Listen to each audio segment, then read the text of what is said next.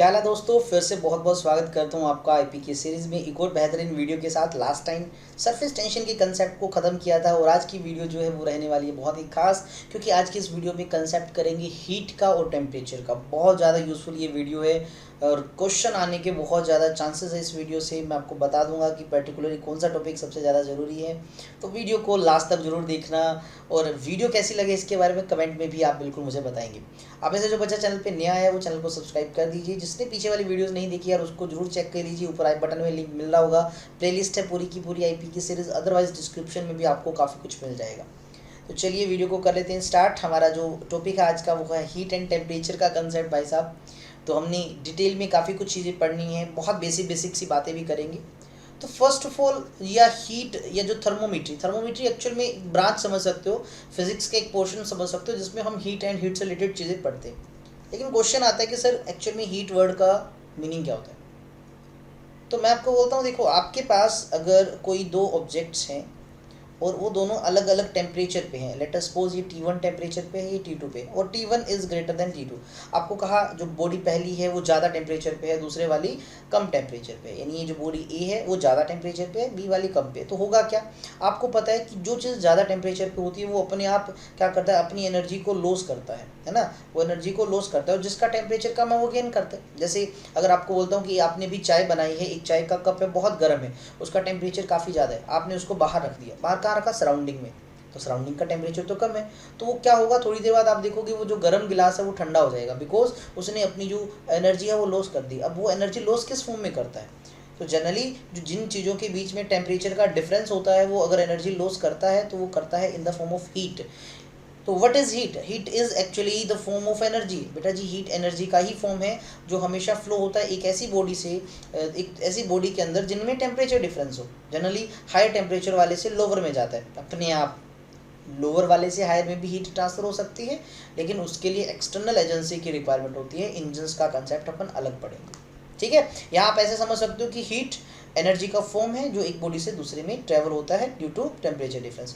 उसके अलावा देखिए हर एक सिंगल ऑब्जेक्ट की मैं हीट की बात करता हूँ यार। ऐसे भी हमने पढ़ा होता है यार ये चीज़ ज़्यादा गर्म है, वो चीज़ कम गर्म है, इसके पास हीट ज़्यादा है, इसके पास हीट कम है। तो एक्चुअल में हीट होती किस वजह से, तो आपको बता दूं हर एक ऑब्जेक्ट है, आपको पता है वो एटम और मॉलिक्यूल से बना है। तो उनके एटम्स या जो मॉलिक्यूल है वो रैंडम मोशन में होते हैं, बस उसी मोशन की वजह से उनके पास एनर्जी होती है। क्योंकि यार कोई चीज़ अगर मोशन में है तो काइनेटिक एनर्जी हुई है ना, तो उसी काइनेटिक एनर्जी को हम हीट एनर्जी बोलते हैं। अब एसआई यूनिट की बात करें तो हीट का एसआई यूनिट होता है जूल, ठीक है, क्योंकि एनर्जी है और कोई भी एनर्जी हो ऐसा यूनिट उसका जूल ही होता है। लेकिन प्रैक्टिकली अगर हम बात करें तो हीट का सबसे ज़्यादा जो इंपॉर्टेंट यूनिट है वो हम कैलोरी यूज़ करते हैं। तो मैं आपको बताऊं आपके ज़्यादातर जो क्वेश्चंस हैं वो भी जो रहेंगे उनके अंदर भी आपको अगर जो यूनिट मिलता है हीट का जनरली वो कैलोरी के अंदर ही मिलता है और आप इसके अंदर ही लिखते हो। एंड एक्चुअली में 1 कैलोरी होता किसके बराबर है, ठीक है। तो 1 calorie is the amount of heat required to raise the temperature of 1 gram of water from 14.5 degree Celsius to 15.5 degree Celsius. आपको कहा यार आपके पास पानी है तो 14.5 डिग्री सेल्सियस पे है, हमें उसको 15.5 डिग्री सेल्सियस पे करना है, यानी 1 डिग्री सेल्सियस इंक्रीज करना है। पानी कितना है, 1 ग्राम है, तो कुछ हीट तो देनी पड़ेगी। कितनी देनी पड़ेगी भाई साहब, हमें 1 कैलोरी हीट देनी पड़ेगी। इंपॉर्टेंट है डेफिनेशन ये भी। अच्छा जी, टेम्परेचर किसको कहा जाता है, तो यार किसी के पास कितनी हीट है, वो कितना गर्म है या कितना ठंडा है।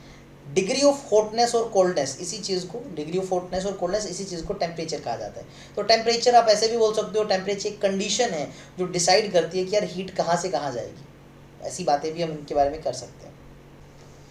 अब टेम्परेचर को आपको पता है काफ़ी सारे स्केल से मेज़र किया जाता है। टेम्परेचर के काफ़ी सारे स्केल्स होते हैं, तो जनरली कुछ मेन है, मैं आपको बता भी दूंगा कौन से मेन है। तो जैसे डिग्री सेल्सियस आपने सुना होगा, फ़ारेनहाइट की बात करें, र्यूमर है, रैंकाइन है, केल्विन है, ये जनरली काफ़ी सारे टेम्परेचर के स्केल है। और जो सबसे ज़्यादा इंपॉर्टेंट है देखिए वो है डिग्री सेल्सियस का, फ़ारेनहाइट का और केल्विन का। ये 3 सबसे ज़्यादा ज़रूरी है। जो एसआई यूनिट है मैं आपको बोलता हूँ जो सबसे मेन है वो है केल्विन। टेम्परेचर का जो एसआई यूनिट है वो केल्विन। लेकिन स्केल ये काफ़ी सारे हैं। रिप्रेजेंट देख सकते हो, डिग्री सेल्सियस को जैसे सी से रिप्रेजेंट किया, फ़ारेनहाइट को एफ से किया, र्यूमर के लिए आर है, रैंकाइन के लिए आर ए है और केल्विन के लिए के है। अब आपको एक रिलेशन पता होना चाहिए इंटर कन्वर्जन का। आपके पास एक फॉर्मूला होना चाहिए ताकि आप इनको कन्वर्ट कर सकें। आपको कोई टेम्परेचर की वैल्यू डिग्री सेल्सियस में दी हो, आपको फ़ारेनहाइट में बतानी है, आपको रैंकाइन में दी है, आपको केल्विन में बतानी है, या आपको केल्विन दी है सेल्सियस में बतानी है। इस तरह का कन्वर्जन पे क्वेश्चन आने के बहुत बहुत ज़्यादा चांसेस होते हैं।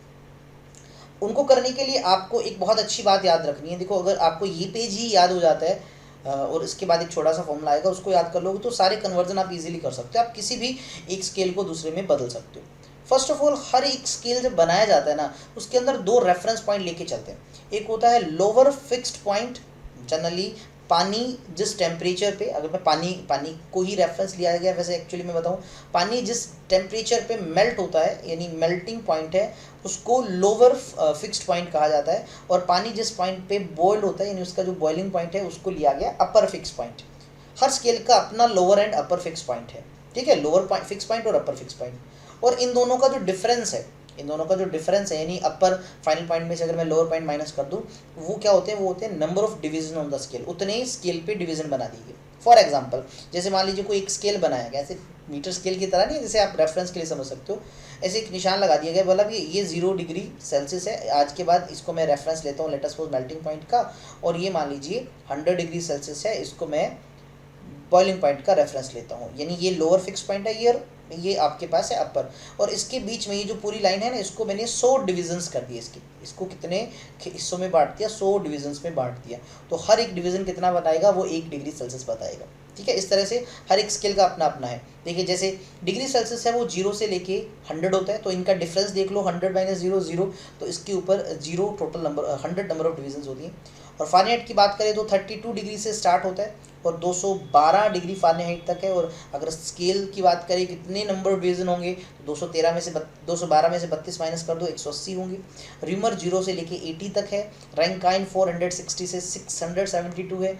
एंड मोस्ट इंपॉर्टेंट केल्विन जो है वो 273.15 से लेके 373.15 तक है।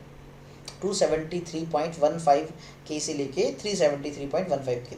जनरली कई बार अप्रोक्सीमेटली 273 भी लिखा होता है, लेकिन एग्जैक्ट जो है उसमें यहाँ पर ध्यान रखना, डेसिमल के बाद 15 भी लिखा है, 15 भी लिखा है। इसके भी नंबर ऑफ डिवीजन की बात करें बेटा जी, 100 होता है। और आपको कौन से याद करना है, देखो पहले 2 और एक लास्ट वाला, ये सबसे ज़्यादा जरूरी है, इसको याद करना है। आप इन स्केल को आपस में कैसे कनेक्ट करें, चलो सर ये तो याद हो जाएगा, इनको आपस में कनेक्ट कैसे करें, तो आपने एक चीज़ याद रखनी है, एक रिलेशनशिप है जिसका आप यूज़ कर सकते हो। क्या ध्यान रखना कि किसी भी स्केल पे टेम्परेचर की रीडिंग ऑन एनी स्केल, अगर आप उसमें से लोअर फिक्स पॉइंट को माइनस कर दो, divide by upper fix point minus lower fix point, यानी ये जो डिवाइड में जो टर्म देख रहे हो ना, ये एक्चुअल में क्या है, टोटल नंबर ऑफ डिविजन है, टोटल नंबर ऑफ डिविजन है।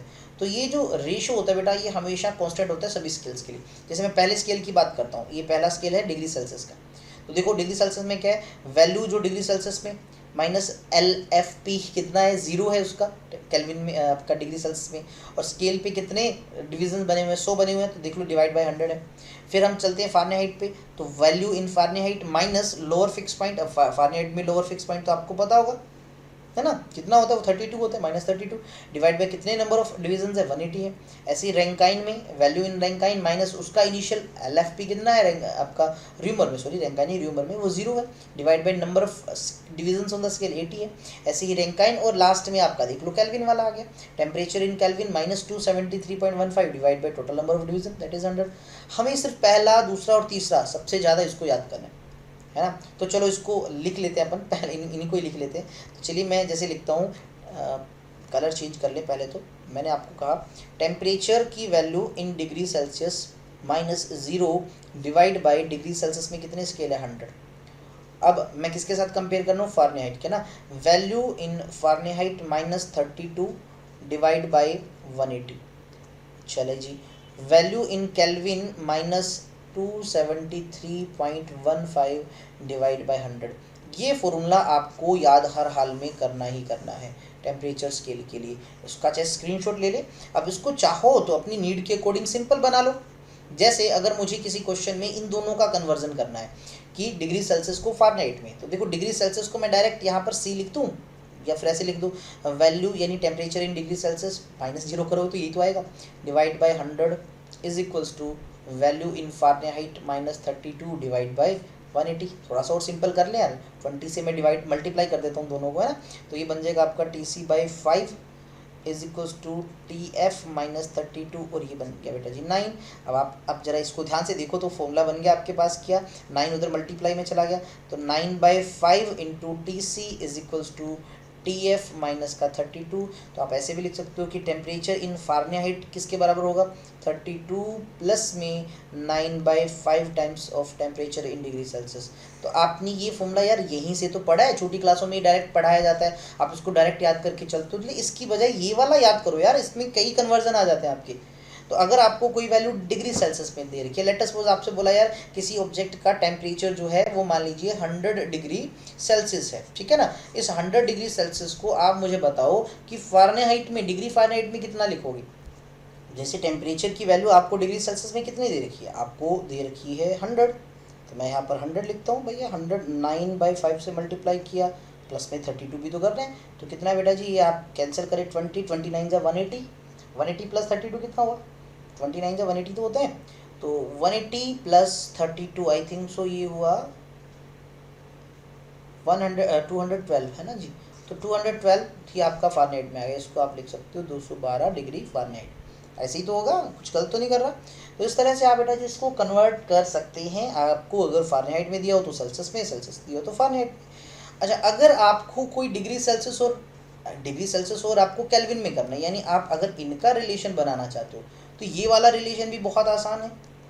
अब देखिए, डिवाइड भी तो दोनों की 100 है, तो डायरेक्ट लिख देता हूँ। देखो यहाँ TC माइनस 0 ही तो है, is equals to TK minus 273.15। या फिर आप ऐसे लिख सकते हो, टेम्परेचर इन केल्विन जो है वो किसके बराबर होता है, डिग्री सेल्सियस का टेम्परेचर प्लस 273.15। क्लियर है बेटा जी। तो ये इसका कन्वर्जन आ गया, ये वाला फॉर्मूला इधर से इंपॉर्टेंट हो गया।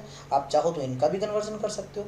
अच्छा, इन कन्वर्जन पे ना एक क्वेश्चन बड़ा यूजुअल है, आपको एक आधी बार ऐसे पूछा, देखो ऐसा कौन सा वैल्यू है जब डिग्री सेल्सियस और डिग्री फ़ारेनहाइट जो है, फ़ारेनहाइट इनकी वैल्यू बराबर होती है। तो जस्ट आपको क्या करना है, इस फॉर्मूले में या फिर इस फॉर्म में देख सकते हो, कोई भी यूज़ लगा सकते हो ना, इसमें या इसमें। तो कहता है वैल्यू बराबर हो तो आप इसकी जगह भी बेटा जी x लिख दो, इसकी जगह भी x लिख दो, दोनों को इक्वेट करके x की वैल्यू निकाल लो। जो निकालते हैं वो -40 डिग्री आती है। तो आप चाहे तो डायरेक्ट ही इस चीज़ को याद कर सकते हो कि -40 डिग्री वो टेम्परेचर है। मैं यहाँ लिख देता हूँ, -40 डिग्री वो टेम्परेचर है जब डिग्री सेल्सियस की वैल्यू और जो डिग्री फ़ारेनहाइट की वैल्यू आपस में बराबर हो जाती है। बराबर मतलब ये स्केल आपस में बराबर हो जाते हैं -40 पे। और कोई भी स्केल बराबर नहीं होता, सिर्फ यही दो होते हैं। बाकी आप चेक भी कर सकते हो क्योंकि वैल्यूज आएंगे नहीं, सिर्फ इसी फॉर्मूले से ही आप ये चीज़ निकाल पाते हो। साथ ही साथ याद रखना, ये जो डिग्री केल्विन वाला है, मैं आपको डिग्री केल्विन नहीं, सिंपल जो केल्विन स्केल की मैं बात कर रहा हूँ, तो केल्विन स्केल का जो सबसे कम टेम्परेचर है, मतलब आप ऐसे समझ सकते हो कि जो सबसे कम टेम्परेचर पॉसिबल है वो 0 केल्विन होता है ना। पॉसिबल मिनिमम टेम्परेचर वो 0 केल्विन होता है। 0 केल्विन को आप एब्सोल्यूट 0 भी बोलते हो। मैं ये अलग से पेज पे लिख देता हूँ, देखिए कि लोवेस्ट पॉसिबल टेम्परेचर, लोवेस्ट, ये आगे एक चैप्टर में भी थोड़ा सा आ जाएगा, फिर भी मैं यहाँ लिख देता हूँ, लोवेस्ट पॉसिबल जो टेम्परेचर है, ठीक है, जो सबसे कम से कम हो सकता है पॉसिबल, वो होता है बेटा जी 0 केल्विन। इस 0 केल्विन को हम एब्सोल्यूट 0 भी बोलते हैं, एब्सोल्यूट 0 भी बोल देते हैं। अब ये तो 0 केल्विन है, और अगर डिग्री सेल्सियस में देखोगे बेटा जी ये -273.15 डिग्री सेल्सियस होता है ना। यानी सेल्सियस में इतना तुम नेगेटिव में जाओ। बाकी स्केल में भी तुम निकाल सकते हो ये वैल्यू। कैसे बाकी स्केल में निकाल सकते हो, यहाँ पर आप देख रहे हो, मान लीजिए तुम्हें डिग्री फ़ारेनहाइट में निकालना है, तो यहाँ पर डिग्री फ़ारेनहाइट में अगर वैल्यू चाहिए तो सेल्सियस वाला आप केल्विन वाले को 0 की वैल्यू पुट कर दो, तो आप स्केल से निकाल सकते हो। बट बाकी कोई ज़्यादा ज़रूरत नहीं है, आपको जनरली इन दोनों का ही पूछा जाता है। आपसे पूछ ले जैसे एब्सोल्यूट 0 किसके बराबर होता है, आपको 0 केल्विन नहीं मिला, आपको मिला -273.15 डिग्री सेल्सियस, तो आप इस ऑप्शन को भी टिक कर सकते हो। यार ये दोनों एक ही चीज़ है, आप कन्वर्ट करके देख लो, दोनों एक ही चीज़ है। और क्या खास बात होती है 0 केल्विन की, ध्यान रखना, 0 केल्विन पे जो मॉलिक्यूलर मोशन है वो ऑब्जेक्ट्स के अंदर मॉलिक्यूलर मोशन है वो रुक जाता है, मॉलिक्यूलर मोशन स्टॉप्स, रुक जाता है, ठीक है ना। इससे कम पॉसिबल नहीं है टेम्परेचर, ध्यान है, लोवेस्ट टेम्परेचर पॉसिबल है, इससे कम पॉसिबल टेम्परेचर नहीं है, इससे ज़्यादा हो सकता है कुछ भी, ठीक है। ये इस बात को आपने बेटा जी याद रखना है। चलिए अगले कंसेप्ट पे बढ़ते हैं। तो उससे पहले एक छोटा सा पॉइंट रह गया था आई थिंक सो, हाँ देखिए नीचे आपको दिख रहा होगा क्या, कि टेम्परेचर को मेजर करने वाला डिवाइस आपको सबको पता है थर्मोमीटर होता है ना। थर्मोमीटर डॉक्टर लोग भी यूज़ करते हैं, आपने देखा होगा। तो टेम्परेचर को मेजर करने का डिवाइस रहता है। अब थर्मोमीटर हालांकि दो तरह के होता है, एक होता है क्लिनिकल थर्मोमीटर जो क्लिनिक्स में यूज़ करते हैं डॉक्टर लोग, और एक होता है लेबोरेटरी थर्मोमीटर जो लैब्स में यूज़ किया जाता है। अब क्लिनिकल थर्मोमीटर की बात करें तो क्लिनिकल जो डॉक्टर यूज़ करते हैं उनका जो रेंज होता है वो 35 डिग्री से 42 डिग्री सेल्सियस तक मेज़र करते हैं। और अगर यही वैल्यू फ़ारेनहाइट में बताएं तो फ़ारेनहाइट में 94 से लेके 108 तक होती है ना। आपको बता दूं जो ह्यूमन बॉडी है उसका जो मान लीजिए फीवर का आपको पता ही होगा ना, ये 108 से नहीं हो सकता, तो 96, 7, 98, 99 तक रहे टेम्परेचर तो बोले ठीक है, इससे ज़्यादा होती बुखार हो जाता है, इसी से तो मेज़र किया जाता है यार।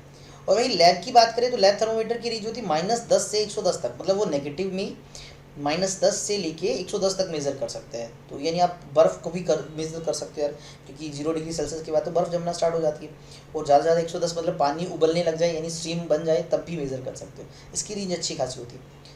दोनों में मरकरी का यूज़ होता है, ध्यान रखना। मरकरी का ही यूज़ क्यों होता है, सबसे ज़्यादा डेंस होती है और ये हीट मिलने से एक्सपेंड होती है। Expansion of metals actually reason है कि हम मरकरी इसीलिए यूज़ करते हैं। मरकरी लेवल जो है ना वो इसके अंदर अपने आप नहीं गिरता। अब कभी थर्मोमीटर को अगर आपने देखा है बेटा, जिस तरह से थर्मोमीटर रहता है और उसके आगे ना इस तरह से मेटलिक बल्ब सा लगा होता है ना, और उसमें ना एक किंक होता है। किंक होता है मतलब जो मरकरी के लेवल को गिरने से रोकता है। मरकरी एक्सपेंड तो होता ही होता है, साथ में वो जैसे आपने मान लीजिए अपने माउथ के अंदर या जीभ के नीचे या यहाँ बगल में रखा जाता है थर्मोमीटर, आपने देखा होगा। मैं एनालॉग की बात कर रहा हूँ जिसमें मतलब मरकरी का लेवल दिखता है तुम्हें। आजकल तो डिजिटल भी आते हैं और एक स्कैनर भी आते हैं, तो मैं सिंपल वाले की बात कर रहा हूँ। तो उसमें आगे एक मेटलिक बल्ब सा होता है जो जीभ के नीचे या बगल में रखा जाता है। तो धीरे धीरे टेम्परेचर की वजह से मरकरी एक्सपेंड करती है। और मान लीजिए मरकरी यहाँ तक आ गई तो डॉक्टर लोग आपके मुंह से थर्मोमीटर को बाहर निकाल के ऐसे देखेंगे, वो देखते हैं मरकरी का लेवल कहाँ रुका, तो ना उस लेवल के अकॉर्डिंग आपकी वैल्यूज मेजर हो जाती है। और बाद में दोबारा यूज़ करना है तो पहले तो एंटीसेप्टिक सॉल्यूशन जैसे में रखा, फिर इस तरह से झटका मारा जाता है। झटका मारने का मतलब होता है कि किंक जो है ना उसकी वजह से लेवल रुक गया, उसको लेवल को वापस 0 पे लाना। ठीक है, तो किंग किस लिए यूज़ होता है, ताकि मरकरी का लेवल गिरे ना, डॉक्टर देख सके। लेकिन इनमें ऐसा कुछ नहीं होता, इनमें बड़ी दिक्कत होती है। जैसे सॉल्यूशन का टेम्परेचर पता लगाना है तो मरकरी जो आपका थर्मोमीटर है वो सॉल्यूशन के जब तक अंदर है ना तब तक ही मेजर कर लो। जैसे सॉल्यूशन से बाहर निकालोगे मरकरी अपने आप नीचे आना स्टार्ट कर देगी। तो यानी आप इसमें किंग को रोकने के लिए कोई जुगाड़ नहीं होता। थर्मोमीटर का जो है ना रीडिंग ले सकते हैं after removing from the armpit और माउथ, मुंह या आर्मपिट से निकालने के बाद मेजर कर सकते हैं। लेकिन इसमें ऐसा नहीं होता, हाथों हाथ ही मेजर करना होता है। ठीक है, to lower the mercury level आपको उसको झटका मारना पड़ता है और इसमें अपने आप चला जाता है। क्लिनिकल थर्मोमीटर का यूज़ किया जाता है बॉडी टेम्परेचर के लिए और यूज़ किया जाता है लैब वगैरह में, लैब में कोई रिएक्शंस वगैरह कर रहे हैं उनके अंदर। ये सबको पता है यार, बेसिक सी चीज़ है। सबसे ज़्यादा जरूरी था इसमें ये पहली 2 लाइनें, पहली 2 में भी पहली लाइन ही सबसे ज़्यादा जरूरी थी। ठीक है, चलो अगले पॉइंट पे बढ़े। Thermal expansion. एक्सपेंशन का मतलब होता है डायमेंशंस में चेंज होना, लेंथ बढ़ना या एरिया बढ़ना या वॉल्यूम बढ़ना। अब थर्मल वर्ड लगा दिया मतलब ये काम तुम कैसे करवाओगे, हीट से करवाओगे। यानी अगर तुम किसी मेटल को हीट अप कर रहे हो तो उसकी लेंथ में चेंज आ जाए या एरिया में चेंज आ जाए या फिर मैं तुम्हें बोल दूँ उसकी वॉल्यूम में चेंज आए, इस प्रोसेस को बेटा जी कहा जाता है thermal expansion. Increase in configuration. अब कॉन्फ़िगरेशन वर्ड का मतलब मैंने बता दिया, कॉन्फ़िगरेशन में लेंथ भी आ जाता है, एरिया वगैरह भी आ जाता है और वॉल्यूम वगैरह भी आ जाता है। ठीक है, सॉलिड्स की कॉन्फ़िगरेशन में चेंज होना, इंक्रीज होना या चेंज होना किसकी वजह से, टेम्परेचर चेंज की वजह से, इसी को बेटा जी थर्मल एक्सपेंशन कहा जाता है। 3 तरह की थर्मल एक्सपेंशन होती है, linear expansion, areal expansion, volumetric expansion. बोले इस पे क्वेश्चन बिल्कुल आया हुआ है, थोड़ा सा समझ लेते हैं। एक को समझ लेंगे, बाकी ऑटोमेटिक तुम अपने आप कर ही लोगे। ठीक है, एक को समझ लेंगे बाकी ऑटोमेटिक हो जाएंगे। तो क्या हम सबसे पहले लीनियर एक्सपेंशन को समझ लेते हैं, बाकी तो हो ही जाएंगे सर। फिर लीनियर एक्सपेंशन क्या होता है, तो मैंने आपको एक बात कही, देखो आपके पास एक रोड है इस तरह से, और मान लीजिए बेटा जी इस रोड का जो लेंथ है इनिशियल है Li, स्टार्टिंग में इतना था। ठीक है, स्टार्टिंग में इतना था जब टेम्परेचर मान लीजिए 0 था या T1 टेम्परेचर था कुछ। फिर हमने क्या किया, टेम्परेचर इसका इंक्रीज कर दिया और हमने क्या देखा, ये जो रोड है इसकी लेंथ लेट सपोज बढ़ गई। लीनियर वर्ड लगा रहे हैं, लेंथ से रिलेटेड ही। अब ये T2 टेम्परेचर पे है और जो लेंथ इस बार जो नहीं हुई उसको मैंने LF लिखा। LF मतलब फाइनल लेंथ, Li का मतलब इनिशियल लेंथ, है ना। समझे मेरी बात को, कुछ लेंथ बढ़ गई और बढ़ने के बाद जो नहीं है वो LF है। तो ये एक्सपेरिमेंटली देखा गया, पता लगाया गया कि जो चेंज इन लेंथ है, चेंज इन लेंथ का मतलब फाइनल माइनस इनिशियल, है ना, इस वैल्यू की बात कर रहा हूँ। ये डिपेंड करता है बेटा जी, ये डिपेंड करता है एक तो ओरिजिनल लेंथ कितनी थी स्टार्टिंग में, साथ ही साथ ये फैक्टर जो है वो डिपेंड करता है कि आपने टेम्परेचर कितना चेंज किया, T2 माइनस T1। तो क्या मैं T2 माइनस T1 को टेम्परेचर के चेंज को सिंपली डेल्टा T लिख दूँ? अरे लिख दो सर। तो मैं क्या लिख देता हूँ, final length minus initial length is directly proportional to Li into delta T। ये दोनों को कंबाइन किया ना मैंने इक्वेशंस को, यहीं से ही बना। अब प्रोपोर्शनलिटी को हटाएंगे तो कोई कांस्टेंट तो लाना पड़ेगा, तो यहाँ पर बेटा जिसको हटा के कांस्टेंट लगाया अल्फा, क्या लगाया बेटा जी, अल्फ़ा, और इस अल्फ़ा को कहा जाता है temperature coefficient of linear expansion. इसको क्या कहा जाता है, temperature coefficient of linear expansion. अब बेटा जी अगर मैं एल एफ निकालना चाहता हूँ तो एल आई इधर आ जाएगा और इधर एल आई तो कॉमन आ जाएगा दोनों में से, तो ऐसे लिख सकता हूँ एल आई प्लस में 1 plus alpha into delta T. तो ये फॉर्मूला आपके पास फाइनली बन के निकला कि अगर मुझे फाइनल निकालनी हो लेंथ जब टेम्परेचर बढ़ा दे तो ये फॉर्मूला लगा सकते हैं। फाइनली बन गया फॉर्मूला हमारे पास। यहाँ पर सबसे मेन समझने वाली बात क्या है कि भाई टेम्परेचर को मैंने T1 स्टार्टिंग में था, T1 से T2 किया, इंक्रीज किया। यार लेंथ भी तो देख लो, एल आई से एल एफ हो गया, इनिशियल से फाइनल लेंथ कुछ हो गया, तो फॉर्मूला हमारे पास बन चुका है इस तरह से। यहाँ पर एल एफ फाइनल मतलब बाद वाली लेंथ, एल आई इनिशियली जो थी 1 प्लस अल्फ़ा, अल्फ़ा है temperature coefficient of linear expansion, और डेल्टा टी है चेंज इन टेम्परेचर। क्लियर, ये है लीनियर एक्सपेंशन। दूसरा सेम एज इट इज़ होगा, यहाँ पर लीनियर की जगह बेटा जी बस एरियल आपका नाम आ जाएगा, यानी लेंथ की जगह हम एरिया की बात करेंगे। अब पहला थोड़ा सा देख लेते हैं इस पर्टिकुलर स्लाइड में। देखिए लीनियर एक्सपेंशन क्या है, अगर हम क्या करते हैं, हम देखिए इंक्रीज हो रहा है लेंथ में, किसकी वजह से, due to increase in temperature, या इसको लीनियर एक्सपेंशन बोल दिया। एक रोड थी पहले एल नोट, देखो मैंने एल आई लिखा, यहाँ एल नोट लिख रखा है, कोई दिक्कत नहीं, सिंबल कोई भी यूज़ करो, तो वो बढ़ गई लेंथ उसकी कुछ। तो देखो ये फॉर्मूला अभी अपने ड्राइव किया कि फाइनल लेंथ जो है वो किसके बराबर है, इनिशियल लेंथ एल ओ लिखो या एल आई लिखो into 1 plus alpha into delta T. जी बिल्कुल सही लिखा। अब यहाँ से आप चाहो तो लीनियर एक्सपेंशन का कोफिशिएंट भी निकाल सकते हो। क्या आ जाएगा बेटा जी, ये change in length divide by original length, मैंने एल आई लिखा था इंटू में डेल्टा टी, इस फॉर्मूले से इसको भी निकाल सकते हैं। और अगर इसकी यूनिट की बात करें अल्फ़ा की, तो वो होता है बेटा जी पर डिग्री सेल्सियस, यानी सेल्सियस इनवर्स लिखा जा सकता है। Clear, same as it is ditto. मैं आपको बता दूं एरियल या जिसको सुपरफिशियल कहा जाता है, एक ही बात है भैया, एरियल हो सुपरफिशियल एक ही बात है। एक्सपेंशन बस जहां पर एल लेंथ के लिए यूज करते हैं यहाँ पर ए लगा देते हैं एरियल के लिए। वहां पर coefficient of linear expansion alpha लिखा था, यहाँ पर कोफिशिएंट ऑफ एरियल एक्सपेंशन, वहाँ लीनियर था ना, यहाँ एरियल एक्सपेंशन या सुपरफिशियल एक्सपेंशन, और उस अल्फा की जगह क्या लगा दो, बस बीटा लगा दो। सिमिलर चीज़ें हैं इसलिए मैं थोड़ा सा फास्ट अप लेके चल रहा हूँ, ठीक है। तीसरा same as it is, area की जगह वॉल्यूम की बात कर लो यार, फॉर्मूला भी बिल्कुल एज इट इज़ सेम का सेम, बस अल्फ़ा बीटा नहीं, अब गामा लगा दो, गामा लगा दो, coefficient of volume expansion, unit सबके सेम है। और क्या इनमें आपस में रिलेशन होती है, बिल्कुल, alpha by 1 is equals to beta by 2 is equals to gamma by 3। इस पर क्वेश्चन आया हुआ है, फिर से सुन लो, जो फॉर्मूला है इसको अच्छे से समझ लो, अल्फ़ा बाई 1 बीटा बाई 2 और गामा बाई 3 ये हमेशा बराबर होते हैं। ये फॉर्मूला याद कर लेना, क्योंकि क्वेश्चन में शायद अल्फ़ा बीटा गामा में से शायद एक दे रखा था, जैसे बीटा दे रखा था अल्फ़ा निकालना था, या गामा दे दी बीटा निकालना हो, तो ये फॉर्मूला तुम लगा सकते हो। यहाँ पर अल्फ़ा बीटा गामा के अपने अपने मीनिंग है। ये है कोफिशिएंट है, किसके लिए है, ये कोफिशिएंट है फॉर लीनियर एक्सपेंशन, और ये है बेटा जी कोफिशिएंट किसका, एरियल एक्सपेंशन का या सुपरफिशियल एक्सपेंशन बोल देते हैं। और आपका जो गामा है ये क्या है, कोफिशिएंट ऑफ वॉल्यूम एक्सपेंशन का। क्लियर, ये फॉर्मूला भी आपने अच्छे से याद कर लेना, मैं स्टार लगा रहा हूँ। बड़े अगले कंसेप्ट की ओर चलिए जी। अगला कंसेप्ट क्या यार, ये जो एक्सपेंशन का कंसेप्ट है कि हम मेटल को या सॉलिड्स को हम गर्म करते हैं, उसकी सर लेंथ बढ़ जाती है या एरिया चेंज हो जाता है, या फिर अगर हम बात करें तो वॉल्यूम चेंज हो जाता है, सर क्या इसका कोई यूज़ है, बिल्कुल बहुत सारी एप्लीकेशन है। तो आपसे यार एप्लीकेशन पे क्वेश्चन आने की बहुत ज़्यादा चांसेस है, तो इस तरह के पेजेस को बहुत इंपॉर्टेंट है, स्क्रीनशॉट लेके रख लो यार, बहुत ज़्यादा इंपॉर्टेंट है। तो मैंने इसको स्टार कर दिया, आप देख सकते हो उसको। तो पहली एप्लीकेशन क्या कह रहा है, देखो, when rails are laid on the ground, rail मतलब पटरियों की बात कर रहे हैं, तो जब भी पटरियां लगाई जाती है, कभी भी दो पटरियां ना, उनके बीच में थोड़ा सा गैप रख दिया जाता है, मतलब जब दो लंबी पटरियों को जोड़ा जाता है तो उनके बीच में थोड़ा सा गैप रखा जाता है। क्यों गैप रखा जाता है, अगर मान लीजिए सीधी इस तरह से दो पटरी रख दी, तो आपको पता हो गर्मी के दिनों में टेम्परेचर बढ़ेगा, एक्सपेंशन होगा, तो अब साइडों में तो जगह है नहीं एक्सपेंड होने की, तो क्या होगा, ये इसकी इस तरह से टेढ़ा होने के चांस होंगे, पटरी के अपनी जगह से हिलने के चांस होंगे। तो इसको अवॉइड करने के लिए पहले से ही इसके बीच में थोड़ा गैप छोड़ दिया जाता है। हुआ ना लॉजिक ये वाला।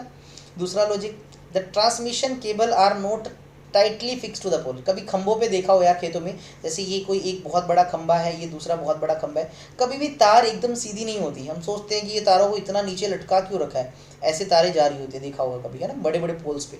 रीज़न यही है, ताकि पहले ही थोड़ी सी लेंथ एक्स्ट्रा छोड़ दें, क्योंकि बढ़ भी सकती है कम भी हो सकती है। नेक्स्ट पॉइंट देखिए, कहा भी है जो टेस्ट ट्यूब्स होती है ना, या बीकर्स होते हैं या क्रूसिबल्स होते हैं, क्रूसिबल्स सकते हैं बर्तन में कहा जाता है, वो पायरेक्स ग्लास से बने होते हैं। ग्लास भी कई तरह का होता है, फ्लिंट ग्लास, पायरेक्स ग्लास, काफ़ी सारे होते हैं। वो सब पायरेक्स ग्लास से बने होते हैं या सिलिका से बने होते हैं। ठीक है, because they are very low value of coefficient of linear expansion. इसी से क्यों बने होते हैं, क्योंकि इनका कोफिशिएंट ऑफ लीनियर एक्सपेंशन बहुत कम होता है। आप उनके अंदर अगर गर्म चीज़ भी डाल दोगे तो जनरली उनमें कोई एक्सपेंशन नहीं आएगा, वो एज इट इज़ रहेंगे, that's why. Iron rim are to be put on a cart wheel is always slightly smaller diameter than of the wheel. देखिए क्या होता है, लकड़ी के जब टायर यूज़ होते थे बैलगाड़ी वगैरह में, तो आपको मैं बता दूं, तो वहाँ पर क्या होता था, जैसे लकड़ी का टायर है तो लकड़ी जो है पानी के लगातार कांटेक्ट में आएगी या सरफेस के कांटेक्ट में आएगी, तो उसको बचाने के लिए ना इसके ऊपर आयरन का एक प्लेट लगा दिया जाता था, समझ सकते हो, है ना। इसके ऊपर आयरन का रिम लगाना था, तो रिम लगाने के लिए क्या किया जाता था, रिम का साइज थोड़ा छोटा लिया जाता था। फिर क्या करते थे, उस रिम को गर्म करते थे, वो एक्सपेंड हो जाता था, बड़ा हो जाता था, फिर उसको क्या करते थे, लकड़ी के ऊपर लगा देते थे। जैसे रिम ठंडा होगा पूरा एकदम से टाइट हो जाता था उस पर। इस तरह से इस जुगाड़ का इस्तेमाल किया जाता था। Glass stopper jammed in the neck of the glass बोतल। कई बार देखिए ग्लास बोतल पुराने टाइम में देखी होगी, तो उसमें ना बोतल के ढक्कन नहीं हुआ करते थे, ढक्कन की जगह क्या हुआ करता था, इस तरह से स्टॉपर हुआ करते थे लकड़ी के, ठीक है ना, या कांच वगैरह के भी।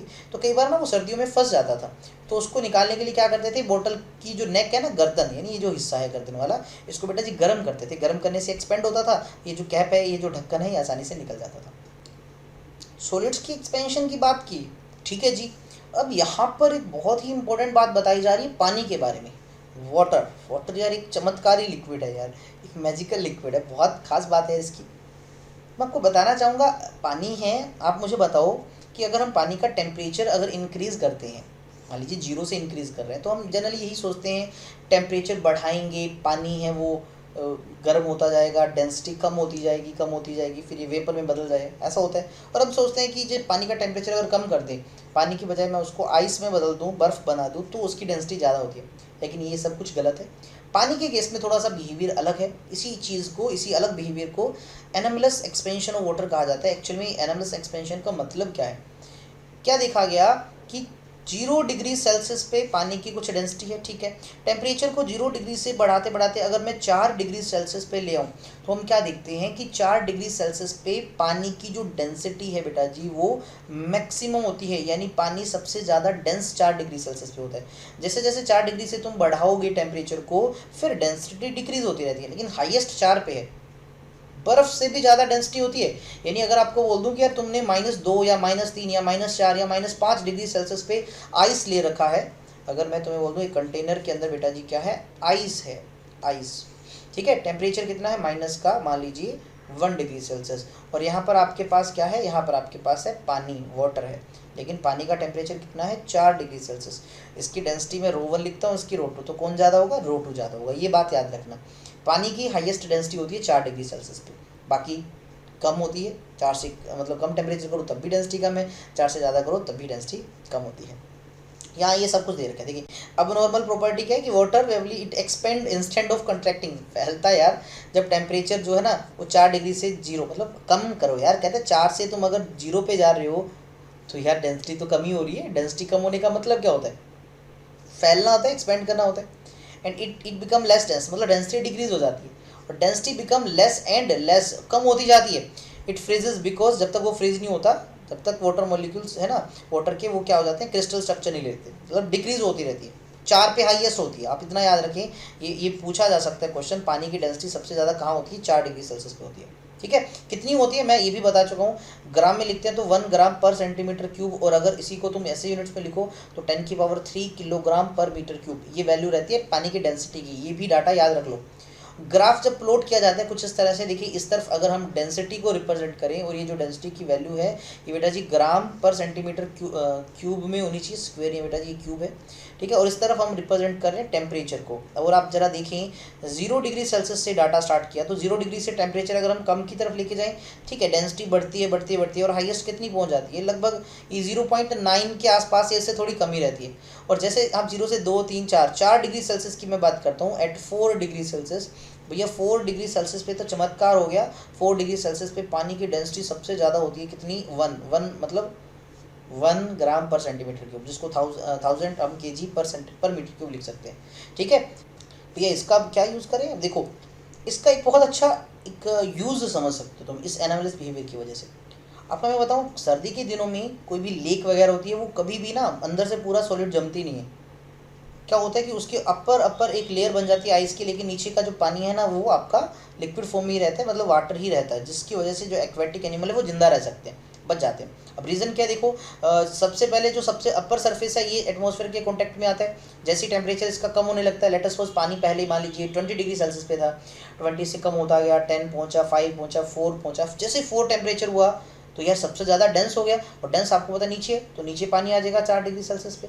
फिर अगेन लेयर आई नीचे, फिर अगेन लेयर आई, फिर अगेन, मतलब नीचे सारा जो है टेम्परेचर वो लगभग 4 डिग्री के बराबर हो गया। अब ऊपर वाली लेयर नीचे तो जा नहीं सकती क्योंकि पहले ही नीचे 4 डिग्री सेल्सियस वाला पड़ा है डेंस।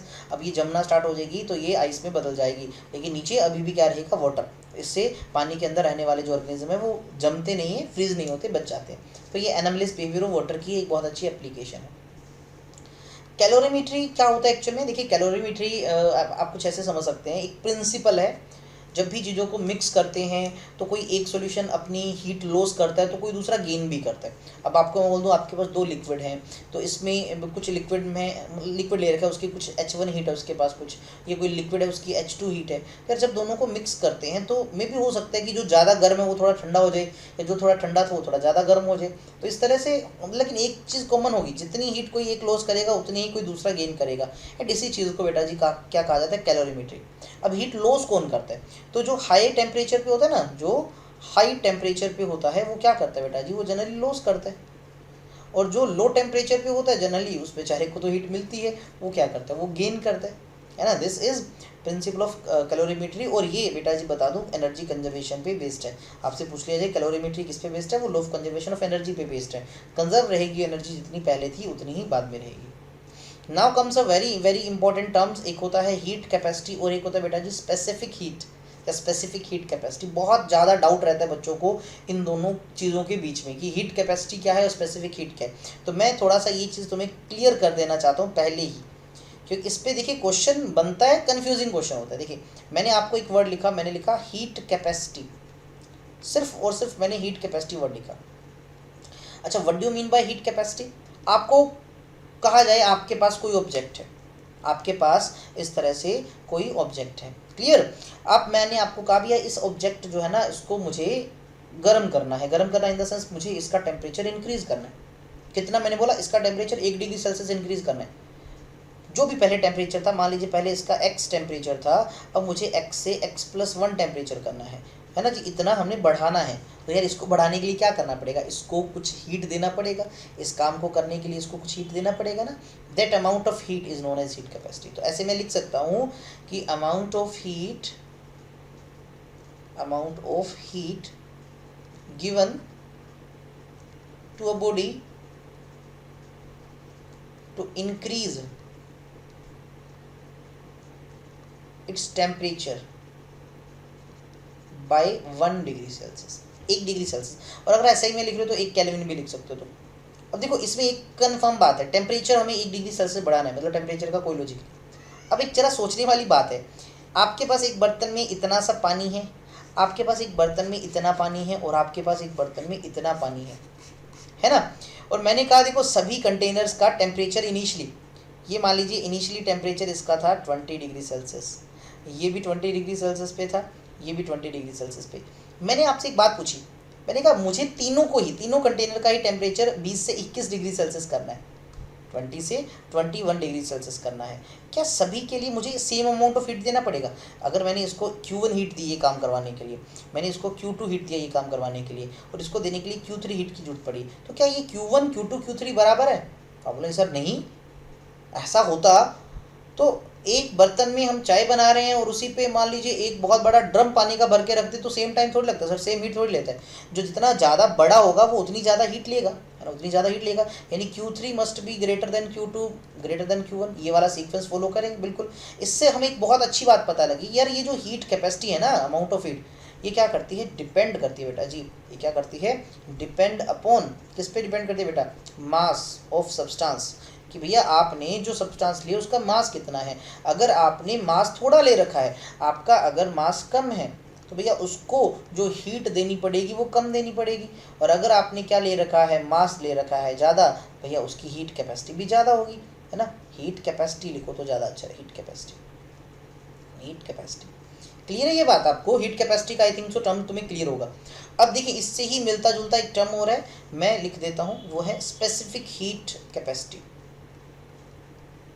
स्पेसिफिक, ये डाउट क्लियर होना बहुत ज़्यादा जरूरी है। स्पेसिफिक हीट कैपेसिटी, ठीक है, ये होता क्या है, ये किससे रिलेटेड टर्म है?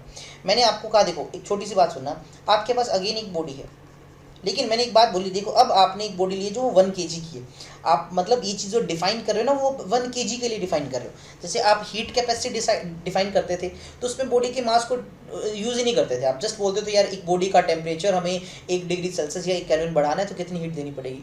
लेकिन अब मैंने बोल दिया आपको जो बॉडी है वो भी 1 kg के लिए, और मैंने बोला देखो इसका जो टेम्परेचर है उसको T1 से T2 तुम बढ़ा दो, कितना बढ़ाना है, 1 डिग्री सेल्सियस बढ़ाना है, तो इसको कुछ हीट देना पड़ेगा इस काम के लिए। सर बिल्कुल देना पड़ेगा, बस इसी चीज़ को स्पेसिफिक हीट कैपेसिटी बोलते हैं। क्या कि अमाउंट ऑफ जो है ना हीट गिवन है ना per unit mass. Per unit mass का मतलब होता है फॉर 1 kg, यार 1 kg की बात कर रहे हैं ना। टू इंक्रीज इट्स टेम्परेचर, इसका टेम्परेचर कितना करना है, टू इंक्रीज इट्स टेम्परेचर, कितना बेटा जी, टेम्परेचर बाय 1 डिग्री सेल्सियस या 1 केल्विन, जो भी हम यूनिट यूज़ कर रहे हैं, डज नॉट मैटर। अब इससे एक बात तो क्लियर हुई, सर पीछे वाले में ना मास पे डिपेंड करता था, मास का डिपेंडेंस वाला ही लॉजिक खत्म हो जाएगा। सोचो जरा, मैंने तुम्हें बोल दिया यार ये पर केजी के लिए डिफाइन हो रहा है। अगर मान लीजिए मैंने कहा तुम्हें हीट की बात करें तो यार हीट अकेले हीट की बात करते हैं तो मुझे पता है वो मास पे डिपेंड करता था स्टार्टिंग में। जो हीट है वो बेटा जी टेम्परेचर पे भी डिपेंड करता है, जितना तुम टेम्परेचर बढ़ाना चाहते हो उतनी ज़्यादा हीट देनी पड़ेगी। अब दोनों कंबाइन करो फॉर्मूले को तो ये बन गया बेटा जी प्रोपोर्शनलिटी का साइन ऐसे।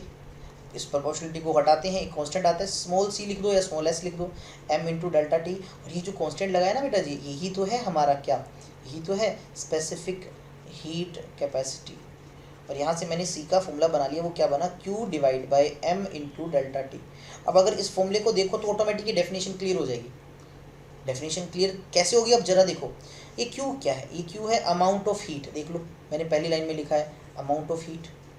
Q क्या है बेटा जी, Q है अमाउंट ऑफ हीट। किस चीज़ की हीट है यार, अब देखो नीचे मास है ना, देख लो पर यूनिट मास मतलब पर केजी के लिए है ना, पर यूनिट मास है। और क्या काम करवाने के लिए, देख लो to increase its temperature by 1 degree, तो ये क्या है, ये चेंज इन टेम्परेचर ही तो है, चेंज इन टेम्परेचर। तो यहाँ से एक बहुत अच्छी बात पता लगी यार, ये जो स्पेसिफिक हीट है ना ये डिपेंड नहीं करती किस पे, मास पे, क्योंकि यार 1 kg के लिए डिफाइन कर रहे हैं। अब पानी की हीट कैपेसिटी अगर बोलो तो सर 1 किलो पानी की अलग है, 2 किलो की अलग है, 3 किलो की अलग है। अरे 1 किलो के लिए तो फिक्स है ना, कि वो बदल जाएगी। तो मुझे बताओ, एक बर्तन में पानी यहाँ गर्म कर रहे हो, एक बर्तन में यहाँ गर्म कर रहे हो, यहाँ भी 1 किलो यहाँ पर भी 1 किलो, अरे बराबर ही तो होगा। तो स्पेसिफिक हीट कैपेसिटी जो टर्म मैंने लिखा, तो याद रखना ये जो है टर्म, ये जो स्पेसिफिक हीट कैपेसिटी की टर्म है ये क्या करती है, does not depend upon mass, ये मास पे डिपेंड नहीं करती। तो किस पे करती है यार ये डिपेंड करती है only on nature of body. यार आप किस चीज़ की बात करते हो, नेचर ऑफ सब्सटेंस बोल दो यार, तुम पानी की बात कर रहे हो, तुम आयरन की बात कर रहे हो, उन चीज़ों पे डिपेंड करती है। स्टेट पे भी डिपेंड कर सकती है यार, तुम अगर लिक्विड की बात कर रहे हो जैसे पानी की या स्टीम की बात करो या आइस की बात करो, उन केसेस में अलग हो सकती है, बट ये मास पे डिपेंड नहीं करती। ठीक है ना, ये डाउट क्लियर होना बहुत ज़्यादा जरूरी था तुम्हारा। यहाँ पर भी वही कुछ कहानी लिखी हुई है, आप पढ़ भी सकते हो इसको। देखिए हीट कैपेसिटी एक्चुअल में मेजर होता है, क्या होता है, पर्टिकुलर सब्सटेंस का रेजिस्टेंस इन द सेंस यार वो कितनी हीट लेता है टेम्परेचर को बढ़ाने के लिए। और स्पेसिफिक हीट क्या है, ये पर यूनिट मास के लिए, बस मतलब ये पर केजी के लिए डिफाइन कर दिए। बस थोड़ी सी स्पेशल है, जैसे आपने ना पुरानी क्लासेस में रेजिस्टेंस और स्पेसिफिक रेजिस्टेंस पढ़ा है, रेजिस्टेंस और रेजिस्टिविटी है ना, क्या फ़र्क होता है। रेजिस्टेंस किसी बॉडी का लेंथ, एरिया वगैरह फैक्टर्स पे डिपेंड करते हैं, लेकिन रेजिस्टिविटी डिपेंड नहीं करती, वो नेचर ऑफ मटेरियल पे डिपेंड करती है। रेजिस्टिविटी एक्चुअली में एक रेजिस्टेंस ही है यूनिट वॉल्यूम वाले का। ऐसे ही समझ लो, हीट कैपेसिटी को ही स्पेसिफिक हीट कैपेसिटी बोला जब हमने उसको पर केजी के लिए डिफाइन किया। ठीक है, तो ये क्या है, अमाउंट ऑफ हीट है जो चेंज करने के लिए जरूरी है। किसी का टेम्परेचर 1 डिग्री सेल्सियस या 1 केल्विन, लेकिन ये क्या है, ये किसी 1 ग्राम के सब्सटेंस को 1 kg भी ले सकते हो, यूनिट मास ले सकते हो। ऐसे ही ले रहे हो तो केजी ले रहे हो यार, अगर कैलोरी वैली में हीट माप रहे हो तो ग्राम में लिख लो। ये डिपेंड करता है अमाउंट ऑफ सब्सटेंस पे, मैंने ये तुम्हें बता ही दिया यार, अमाउंट ऑफ सब्सटेंस यानी मास पे डिपेंड करता है। ये डिपेंड नहीं करता मास ऑफ सब्सटेंस पे, ये डिपेंड करता है नेचर पे। हालांकि नेचर पे तो दोनों ही डिपेंड करते हैं। अब जो आपने याद रखना है, पानी की अगर मैं बात करता हूँ, वाटर के लिए है ये सारी की सारी चीज़ें। अगर मैं बात करता हूँ लिक्विड स्टेट में है पानी, तो उसकी बेटा जी जो स्पेसिफिक हीट कैपेसिटी है वो लगभग 4186 होती है, जिसको अप्रोक्सीमेटली बहुत सारी बुक्स में 4200 joule per KG per kelvin. यानी एक चीज़ और क्लियर होगी, मैं थोड़ा सा लिख ही देता हूँ यार इस चीज़ को, क्योंकि ये चीज़ बहुत काम वाली चीज़ है। तो जो स्पेसिफिक हीट कैपेसिटी है ना, स्पेसिफिक हीट स्पेलिंग करो तो जो बता देना यार, स्पेसिफिक हीट कैपेसिटी जो है लंबी चलने वाली है आज की हमारी वीडियो ही, लेकिन कोई बात नहीं है, कंसेप्ट सारे क्लियर करने हैं। तो अभी मैंने डिफाइन किया, तो इसका फॉर्मूला क्या था, वो था amount of heat divide by mass into change in temperature. ये इसका फॉर्मूला है स्पेसिफिक हीट कैपेसिटी का। ठीक है बेटा जी, अब इससे आप मुझे बताओ इसका यूनिट क्या बनना चाहिए। देखो अगर ऐसा ही सिस्टम ले रही हो तो जो यूनिट है ऐसे ही सिस्टम के अकॉर्डिंग वो तो बनना चाहिए जूल, है ना जी, नीचे है केजी, और टेम्परेचर अगर केल्विन की बात करते हैं ऐसे यूनिट है तो ये बन गया बेटा जी joule per KG per kelvin, है ना, ये बन गया। और अगर सीजीएस लिख रहे हो कोई दिक्कत नहीं, या प्रैक्टिकल यूनिट की बात करो तो सीजीएस भी ना बोलो, प्रैक्टिकल यूनिट की बात करते हैं, या सीजीएस नहीं लिख रहा मैं, प्रैक्टिकल यूनिट, क्योंकि जनरली इस चैप्टर में हीट को कैलोरीज में मेजर करते हैं। तो आपको ऐसा भी मिल सकता है कैलोरी पर ग्राम पर डिग्री सेल्सियस, ऐसा भी मिल जाएगा आपको, है ना। ये यूनिट तुम्हें ज़्यादातर कॉमनली दिखेगा, इसलिए जो अभी ये जो पीछे आप देखो जरा, ये जो स्लाइड थी इसमें ये वैल्यू ग्राम वाली भी दे रखी है ना, ये ग्राम वाली भी दे रखी है, क्योंकि ये काम किया आपके, इस तरह से भी आपको दी जा सकते हैं। आई थिंक सो ये चीज़ क्लियर होगी। डायमेंशन फॉर्मूला बना सकते हो बेटा जी तुम, इसका डायमेंशन फॉर्मूला भी बना सकते हो। अब हीट एक्चुअल में एनर्जी ही तो है m1L2T-2 डिवाइड बाय, अगर मास की बात करें तो m1 है, और टेम्परेचर का आपको पता ही है केल्विन लेते हैं K1 है। तो इसका डायमेंशन फॉर्मूला बनाना चाहें तो m0 हो गया, L2 है, T-2 है, और K ऊपर जाके -1 हो गया। तो इस तरह से इसका डायमेंशन फॉर्मूला भी बन जाता है स्पेसिफिक हीट का। अब स्पेसिफिक हीट कैपेसिटी के कंसेप्ट को पढ़ने का फ़ायदा सुनो। अब देखो इसका जो फॉर्मूला है वो है C Q अपॉन में M इंटू डेल्टा टी। तो मैं यहाँ से Q पूछूँ तुमसे तो Q क्या आएगा, C M into delta T. आप इस फॉर्मूले का यूज़ कहाँ कर सकते हो, देखो तुम्हारे क्वेश्चन ये आते हैं, यही क्वेश्चन में गड़बड़ हो जाती है, इसका यूज़ कहाँ पर है सर। अब मैं बताता हूँ आपको लेट अस सपोज कोई क्वेश्चन मिले जहाँ पर, ध्यान से सुनना, क्या हो, जहाँ पर टेम्परेचर चेंज करना हो, जहाँ पर टेम्परेचर चेंज करना हो, ओनली टेम्परेचर चेंज करना हो, मतलब नो स्टेट चेंज, वहाँ पर ऐसा ना कहा जाए कि सॉलिड लिक्विड में बदल रहा है या लिक्विड गैस में, नहीं, नो स्टेट चेंज, तो वहाँ पर ये फॉर्मूला लगा सकते हैं। जैसे मैंने तुम्हें बोला एग्जाम्पल के लिए कहा कि तुम्हारे पास 20 डिग्री सेल्सियस पे क्या है, वाटर है, ठीक है बेटा जी, कितना है, मान लीजिए मैंने कहा 100 ग्राम है, और मैंने आपको कहा आप उस 20 डिग्री सेल्सियस टेम्परेचर वाले पानी को आप उसको 400 डिग्री सेल्सियस पानी में बदलना चाहते हो, ठीक है, पानी में बदलना चाहते हो, फिर इस काम करने के लिए कितनी हीट देनी पड़ेगी। इस तरह का क्वेश्चन आ सकता है ना, find out the amount of heat required to change the temperature of 100 gram of water from 20 degree to 100 degree Celsius. Question घुमा के देते हैं ऐसे, कितनी हीट देनी पड़ेगी 100 ग्राम पानी को ताकि उसका टेम्परेचर 20 से 100 कर दिया जाए। तो इसके लिए आपको एक चीज़ की जरूरत पड़ी होनी चाहिए। अब देखो यहाँ क्वेश्चन में पानी की बात कर रहे हैं तो आपको specific heat of water given होनी चाहिए क्वेश्चन में, ठीक है, ये गिवन होनी चाहिए। लेट अस सपोज एग्जांपल के लिए मैंने मान लिया कि 800 कैलोरी पर ग्राम पर डिग्री सेल्सियस है, लेट अस सपोज मैंने ऐसे मान लिया, ठीक है, 800 ऐसे मान लिया एग्जाम्पल के लिए। तो क्वेश्चन को कैसे करेंगे, अब देखो बहुत ही आसान है सर ये क्वेश्चन करना। अब आप देखो टेम्परेचर 20 डिग्री सेल्सियस से मुझे करना है 100 डिग्री सेल्सियस, तो यार चेंज इन टेम्परेचर कितना करना है सर, 80 डिग्री तो करना है, 80 डिग्री सेल्सियस। अच्छा जी, मास कितना है सर, मास 100 ग्राम दे ही रखा है। स्पेसिफिक हीट कितनी है वाटर के लिए मैंने आपको दे दी, जैसे एग्जांपल के लिए 800 कैलोरी पर ग्राम पर डिग्री सेल्सियस। तो फॉर्मूला ही लगाना है सर, अमाउंट ऑफ हीट जो होता है वो होता है m इंटू डेल्टा, फॉर्मूला होता है Q is equal to C into M into delta T. अब C आपको 800 कैलोरी में दे रखी है, बहुत अच्छी बात है ना, डिवाइड बाय ग्राम भी है, डिवाइड बाय डिग्री सेल्सियस भी है, इंटू मास है आपका 100 ग्राम है, टेम्परेचर आपका 80 डिग्री सेल्सियस है। तो भैया इसको सोल्व कर लो यार, देखो ग्राम से ये ग्राम कैंसिल, डिग्री सेल्सियस से डिग्री सेल्सियस, मतलब आंसर जो भी आएगा कैलोरीज में आएगा। तो आप इसको सोल्व कर सकते हैं, कितनी 1 2 3 और 2 5 जीरो आ गई, 64 into 10⁵ approximately 6.4 into 10⁶ calorie is the right answer. इतनी हीट चाहिए भैया, इस तरह का क्वेश्चन मिलेगा। तो पहचान देखना कि ये वाला फॉर्मूला तुम लगा के, ये वाला फॉर्मूला लगा के तुम क्या कर सकते हो, ध्यान रखना जहाँ पर तुम्हें टेम्परेचर चेंज करने के लिए क्या दिया जाए, ठीक है, आपको क्या गिवन होना चाहिए इस चीज़ को करने के लिए बेटा जी, आपने ध्यान रखना आपको मास जो है वो गिवन होना चाहिए, उसके बाद आपको स्पेसिफिक हीट है ना वो भी गिवन होनी चाहिए, स्पेसिफिक हीट कैपेसिटी जिसको मैं बोलता हूँ वो भी गिवन होनी चाहिए, दोनों चीज़ें। अगर क्वेश्चन में तुमसे बोल देता कि स्टीम है तो यार स्टीम के लिए क्या फ़र्क पड़ जाता, उसकी स्पेसिफिक हीट की वैल्यू अलग होती है ना, ये चीज़ें होती हैं। चलो अब स्लाइड पे पहुंच जाते हैं। अब तो आपको पता लग गया होगा स्पेसिफिक हीट से किस तरह से क्वेश्चन बनते हैं। तो ये वैल्यू दे रखी है बेटा जी, आइस के लिए भी वैल्यू दे रखी है 2090, स्टीम के लिए भी दे रखी है, जनरली आपको एग्जाम में दे दी जाती हैं, ठीक है, कोई रट्टा मारने की जरूरत नहीं है, मैंने सारा बता दिया कहाँ होगा। अब देखिए temperature of the mixture in different cases, direct mind में रखने, आपको बोल दिया जाए कि आपके पास कोई दो अलग अलग मटेरियल्स हैं और उनका टेम्परेचर अलग अलग है और उनको मिक्स करें तो टेम्परेचर कितना होगा। यहाँ ध्यान रखना टेम्परेचर को थीटा से रिप्रेजेंट कर रखा है इस पर्टिकुलर स्लाइड में। थीटा का मतलब क्या है, टेम्परेचर। तो मान लीजिए आपके पास पहला केस है, देखो आपके पास बॉडीज़ हैं, सेम मटेरियल है, मतलब एक जैसी हैं, यानी पानी है दोनों, या दोनों एक जैसी चीज़ें हैं, दोनों एक जैसा होने की वजह से क्या होगा, स्पेसिफिक हीट बराबर होगी। तो मिक्सचर की जो टेम्परेचर है, थीटा ऑफ मिक्सचर, मतलब टेम्परेचर ऑफ मिक्सचर निकालने का बड़ा ही आसान तरीका है, पहले का मास इंटू पहले का टेम्परेचर प्लस दूसरे का मास इंटू दूसरे का temperature divide by total mass, ये फॉर्मूला लगा दोगे। और अगर आपको कहा जाए कि बॉडीज़ का मास सेम है, बॉडी का मास है मतलब नेचर अलग अलग हो सकता है, आपको जैसे बोल दूं कि यार 100 ग्राम तुम्हारे पास पानी है और तुम्हारे पास मान लीजिए 100 ग्राम है आइस, ठीक है ना, वहाँ सेम हो गया ना, लेकिन नेचर तो अलग अलग हो गया। या फिर आपको कहा जाए यार इन्हीं का एग्जांपल लेते हैं, इनको मिक्स किया, मिक्सर का टेम्परेचर बताओ, तो भैया क्या करना पड़ेगा टेम्परेचर निकालने के लिए, तो बहुत आसान तरीका है, ये देख लो, ये फॉर्मूला मिक्सर का टेम्परेचर निकालना है, तो देखो पहले का टेम्परेचर दिया होगा क्वेश्चन में तुम्हें, इनटू में पहले की स्पेसिफिक हीट मतलब पानी की स्पेसिफिक हीट, दूसरे का टेम्परेचर दूसरे की स्पेसिफिक हीट डिवाइड बाय दोनों की स्पेसिफिक हीट।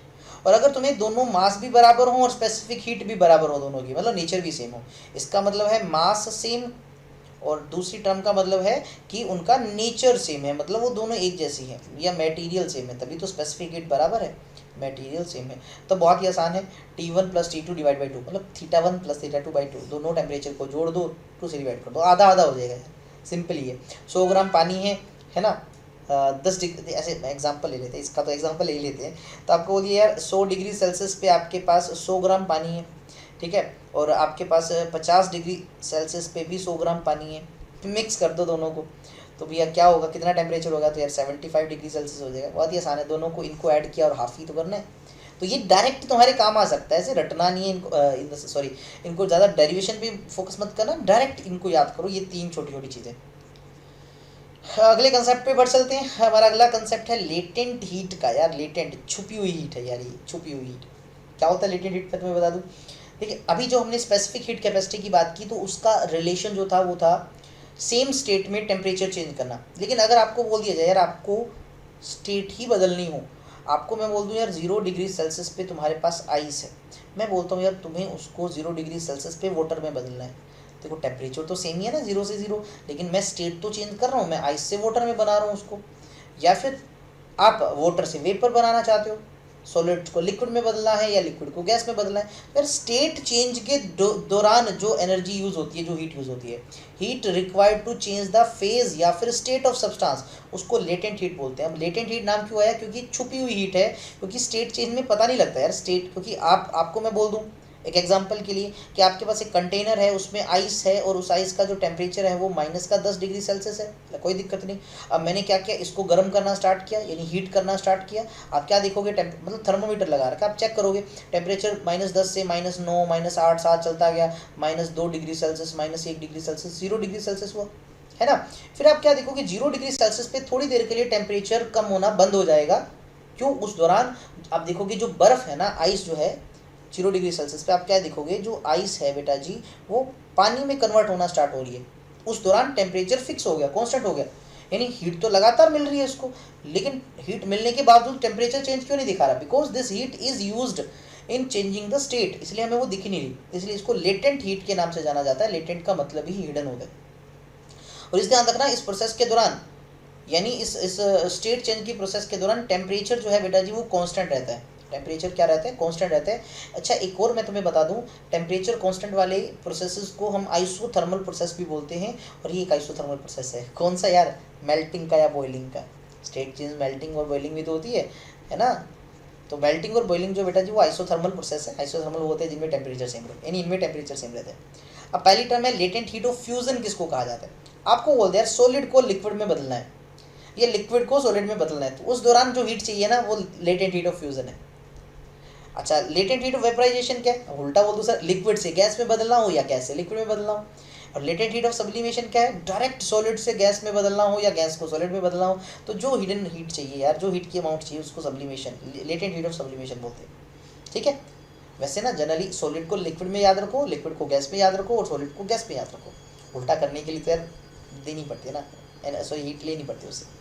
जैसे पानी और बर्फ़ की बात करें, लेटेंट हीट ऑफ फ्यूज़न पानी के लिए दे रखा है आपको, तो सिर्फ ये वाली याद रखनी है, लगभग इसको याद रखना है 80 कैलोरी पर ग्राम। ठीक है, 80 कैलोरी पर ग्राम, ये याद रखो। और लेटेंट हीट ऑफ वेपराइजेशन, देखो लेटेंट हीट ऑफ फ्यूजन कब यूज़ होगी, फ्यूजन यूज़ होगी जब बेटा जी सॉलिड का लिक्विड में बदलने की बात हो रही हो। यानी आपको जो है आइस से पानी बदलने के लिए अगर कहीं कहा जा रहा है तो ये वाला यूज़ हो जाएगा। लेटेंट हीट ऑफ वेपराइजेशन कब होगा, जब आपको लिक्विड से गैस स्टेट की बात कर रहा है, यानी ये पानी की बात हो रही है, तो यार आप ऐसे समझ सकते हो कि पानी को हम स्टीम में बदलने की बात कर रहे हैं, तब ये वाला फॉर्मूला लगाना। और ये कितनी होती है, लगभग 539 या 540 भी लिख सकते हो कैलोरी पर ग्राम होती है। यहाँ से मैं तुम्हें एक फॉर्मूला बताना चाहूँगा पहले थोड़ा सा लेटेंट हीट के लिए। जैसे मैंने लेटेंट हीट आपको बताया था, सॉरी उसका फॉर्मूला बताया था कौन सा, स्पेसिफिक हीट कैपेसिटीज का। इस तरह से हम लेटेंट हीट का भी फॉर्मूला पढ़ लेते हैं, चाहे वो फ्यूज़न की है चाहे वो वेपराइजेशन की, लेटेंट हीट का। ठीक है, क्या देखा गया, मान लीजिए कोई एक सब्सटेंस है, ठीक है, मुझे कहा गया कि ये सॉलिड स्टेट में है, और मुझे कहा गया यार इसको सॉलिड से लिक्विड में बदलना है। तो बोले कि कोई दिक्कत नहीं सर, हीट ही देनी पड़ेगी। तो मैं आपसे बोलूँ यार कितनी हीट देनी पड़ेगी, आप बोले सर हीट जो है वो डिपेंड करेगी मास पे, तुम जितना बड़ा टुकड़ा लोगे उतना ज़्यादा एनर्जी देनी पड़ेगी, यानी हीट मास पे डिपेंड की, यानी जो Q है वो बेटा जी M पे डिपेंड किया। अब M प्रोपोर्शनलिटी को हटाना है, एक कांस्टेंट लगाया गया L, और इसी L को कहा जाता है बेटा जी लेटेंट हीट। ये जो L है बेटा जी यही है, क्या है, लेटेंट हीट। तो यहाँ से फॉर्मूला आप बना सकते हो कि amount of heat is equals to mass of the substance, जिसको कन्वर्ट कर रहे हैं इनटू लेटेंट हीट। ये फॉर्मूला बन गया, ये आपने याद करना है। और लेटेंट हीट का फॉर्मूला बनाना है, तो लेटेंट हीट का भी बना ही लेते हैं इसी से। तो लेटेंट हीट का जो फॉर्मूला बना वो बना बेटा जी L is equals to Q upon में M। अब यहाँ से इसका यूनिट बना सकते हो, देख लो हीट का होता है, जैसे जूल होता है वैसे तो जूल पर केजी, लेकिन अगर हम यहाँ प्रैक्टिकल यूनिट की बात करें तो कैलोरी पर ग्राम सबसे ज़्यादा यूज यही होगा। ठीक है, डायमेंशन फॉर्मूला भी तुम बना ही सकते हो, हीट है तो सॉरी हीट है तो एनर्जी ही तो है m1 L2 T-2 divide by ग्राम है, तो एक मास नीचे भी आ गया, तो कुल मिला के बन गया m0 L2 T-2। तो ये डायमेंशन फॉर्मूला भी इसका बन जाता है। तो ये चीज़ें आपने इनके बारे में याद करनी है यार, ये याद करनी है। ठीक है, क्लियर है। अच्छा अब लेटेंट हीट का भी यूज़ अभी थोड़ी देर में आपको पता लग जाएगा, मैं बता दूंगा आपको, यानी क्वेश्चन किस तरह से बनेंगे लेटेंट हीट पे। ग्राफ वाइज दिखाएं, जैसे इस तरफ टेम्परेचर दिखा रखा है, इस तरफ अमाउंट ऑफ हीट दिखा रखी है। जैसे जैसे हीट देते हैं, देखिए मान लीजिए आप कोई ऑब्जेक्ट है कोई पर्टिकुलर स्टेट में, आप हीट दे रहे हो तो उसी स्टेट में है, टेम्परेचर बढ़ता गया। फिर एक ऐसा स्टेज आया जब टेम्परेचर नहीं बढ़ा, टेम्परेचर फिक्स हो गया, यानी वो स्टेट चेंज कर रहा है, मेल्ट हो रहा है वो। उस दौरान जो अमाउंट ऑफ हीट है वो लेटेंट हीट की टर्म में देंगे, है ना। फिर मान लीजिए वो पूरा चेंज हो गया, फिर से वो दूसरी स्टेट में पहुंच गया। मान लीजिए यहाँ पर मैं बात कर रहा हूँ पानी की बात करें यार अपन, यहाँ पर पानी था आइस की फॉर्म में, 0 डिग्री सेल्सियस पे था। ठीक है, 0 डिग्री सेल्सियस पे था ये, या मान लीजिए 0 से कम पे था। 0 डिग्री क्योंकि स्केल में यहाँ ले रखा है ना, तो फिर ये 0 से कम भी लेके चलेंगे। आइस था और मान लेते हैं कुछ माइनस का 100 डिग्री सेल्सियस पे, मान लेते हैं इसको। तो माइनस के 100 डिग्री सेल्सियस पे था, मैं यहाँ भी बनाता जाता हूँ, देखो माइनस का 100 डिग्री सेल्सियस पे था। स्टेप बाय स्टेप सुना। सबसे पहले इसको हीट करते रहिए, हमने इसको क्या किया, हीट किया। तो हीट करने से ये माइनस 100 डिग्री सेल्सियस से पहुंच गया आपका 0 डिग्री सेल्सियस पे। 100 डिग्री सेल्सियस पे आइस था, 0 डिग्री सेल्सियस पे आइस पे बदला। और सोचो जरा इस काम को करवाने के लिए, यानी इतने पार्ट के लिए मैं A से B लिखता हूँ, इस पार्ट को करवाने के लिए हमें हीट देनी पड़ी। तो उस हीट को किस फॉर्म में देंगे भाई, उस हीट को देंगे Q इज इक्वल्स टू जो होगा वो होगा स्पेसिफिक हीट, किसका होगा, आइस का होगा यहाँ पर, इनटू में मास इनटू में चेंज इन टेम्परेचर। बिल्कुल ठीक है। फिर 0 डिग्री सेल्सियस होने के बाद का अगला स्टेप क्या है, अब जैसे ही वो 0 डिग्री सेल्सियस में आइस पे आ गया, अब उसको 0 डिग्री सेल्सियस पानी में बदला जाएगा, यानी यहाँ पर होगी स्टेट चेंज। देखो ये स्टेट बी से सी पोर्शन स्टेट चेंज बता रहे। तो इस दौरान जो हीट है वो क्या होगी, इस दौरान जो हीट होगी स्टेट चेंज के लिए, ये मान लीजिए Q1 है, ये Q2 है, वो क्या होगा, मास इंटू लेटेंट हीट। कौन सा, latent heat of fusion, solid से लिक्विड तो हो रहा है, ये यानी BC तक है। फिर अब C से आगे की बात करूं, अब देखो आपके पास 0 डिग्री सेल्सियस में पानी पहुंच चुका है। अब जब हीट और दोगे तो क्या होगा, तो ये 0 डिग्री सेल्सियस वाला जो पानी है ये गर्म होना स्टार्ट हो जाएगा हीट देने पर। ये मान लीजिए 100 डिग्री सेल्सियस पानी में पहुंच गया। इस दौरान स्टेट चेंज नहीं हो भाई, इस दौरान सिर्फ और सिर्फ टेम्परेचर बढ़ा है, तो जो अमाउंट ऑफ हीट है वो निकाल सकते हैं। स्पेसिफिक हीट किसकी, इस बार पानी की होगी, वाटर की होगी भाई साहब, इंटू में मास होगा, इंटू चेंज इन टेम्परेचर होगा। अब इसके बाद अगला स्टेप, अब देखो यहाँ डी तक पहुँच के अब फिर से स्टेट चेंज होगी। अब ये 100 डिग्री सेल्सियस वाला जो पानी है ये क्या होगा, अब ये 100 डिग्री सेल्सियस वेपर में या स्टीम में कन्वर्ट होगा। फिर से देखो स्टेट चेंज हो रही है तो लेटेंट हीट वाला फॉर्मूला लगा सकते हो, स्टेट चेंज हो तो लेटेंट हीट वाला फॉर्मूला लगा लो भाई। तो यहाँ पर अगेन जो हीट होगी बेटा जी वो Q4 लिखता हूँ, ये 3 तक होगी, वो किसके बराबर होगी, M इंटू लेटेंट हीट होगी, ये वेपराइजेशन का होगा। इस तरह से स्टेप बाय स्टेप चलता है भाई, इस तरह से स्टेप बाय स्टेप चलता है। बोले सर क्वेश्चन कैसे आएंगे, मैं बता देता हूँ। मान लीजिए आपको किसी क्वेश्चन में बोला गया, एग्जाम्पल बताता हूँ क्वेश्चन में, ठीक है। फॉर्मूला कौन कौन सा है, देखिए एक पीछे वाला फॉर्मूला लगाना है, Q जो था वो था स्पेसिफिक हीट इंटू में मास इंटू डेल्टा टी, है ना, और एक फॉर्मूला अभी भी बड़ा Q is equals to M into L. ये फॉर्मूला लगाना है सिर्फ और सिर्फ कब, जब स्टेट चेंज हो, और ये वाला क्या हो, जब सेम स्टेट हो और टेम्परेचर चेंज हो। सेम स्टेट है बेटा जी लेकिन क्या हो, टेम्परेचर चेंज हो रहा हो, तब फॉर्मूला लगाना है। जैसे एग्जाम्पल देता हूँ तुम्हें, आपको कहा -10 डिग्री सेल्सियस पे आइस है, उसको 10 डिग्री सेल्सियस पानी में बदलने के लिए how much of heat is required, ये आपको क्वेश्चन गिवन है। आपको दे भी रखा है 100 ग्राम आपके पास आइस था, स्टार्टिंग में 100 ग्राम आइस लेके चले थे, स्पेसिफिक हीट और लेटेंट हीट सब गिवन है। तो इस काम को करने के लिए ये क्वेश्चन ऐसे सीधा ही नहीं सोल्व होगा। सबसे पहले देखो आपको -10 डिग्री सेल्सियस पे क्या गिवन है बेटा जी, आइस गिवन है। आपको पहले इसको -10 डिग्री सेल्सियस से 0 डिग्री सेल्सियस आइस तक बदलना पड़ेगा। फिर 0 डिग्री सेल्सियस आइस से इसको 0 डिग्री सेल्सियस वाटर में बदलना पड़ेगा। फिर इसको 0 डिग्री सेल्सियस वाटर से इसको 10 डिग्री सेल्सियस वाटर तक बदलना पड़ेगा। इस 3 स्टेप में ये काम होगा, और हर एक के केस के लिए अलग हीट निकलेगी। देखो इस केस में हीट निकलेगी Q1, इसके लिए हीट चाहिए होगी Q2, इसके लिए Q3, और जो टोटल हीट पूछ रहा है ये आपका Q1 plus Q2 plus Q3 के सम के बराबर होगा।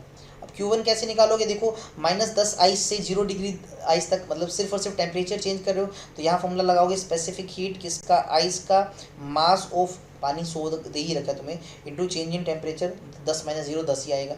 और दूसरे केस में अगर मैं हीट निकालता हूँ तो यहाँ पर बेटा जी स्टेट चेंज हो रही है, देखो आइस से वाटर हो रहा है, तो यहाँ पर लगेगा मास 10 ग्राम 100 ग्राम दे ही रखा है, इंटू लेटेंट हीट ऑफ, कौन सा, लेटेंट हीट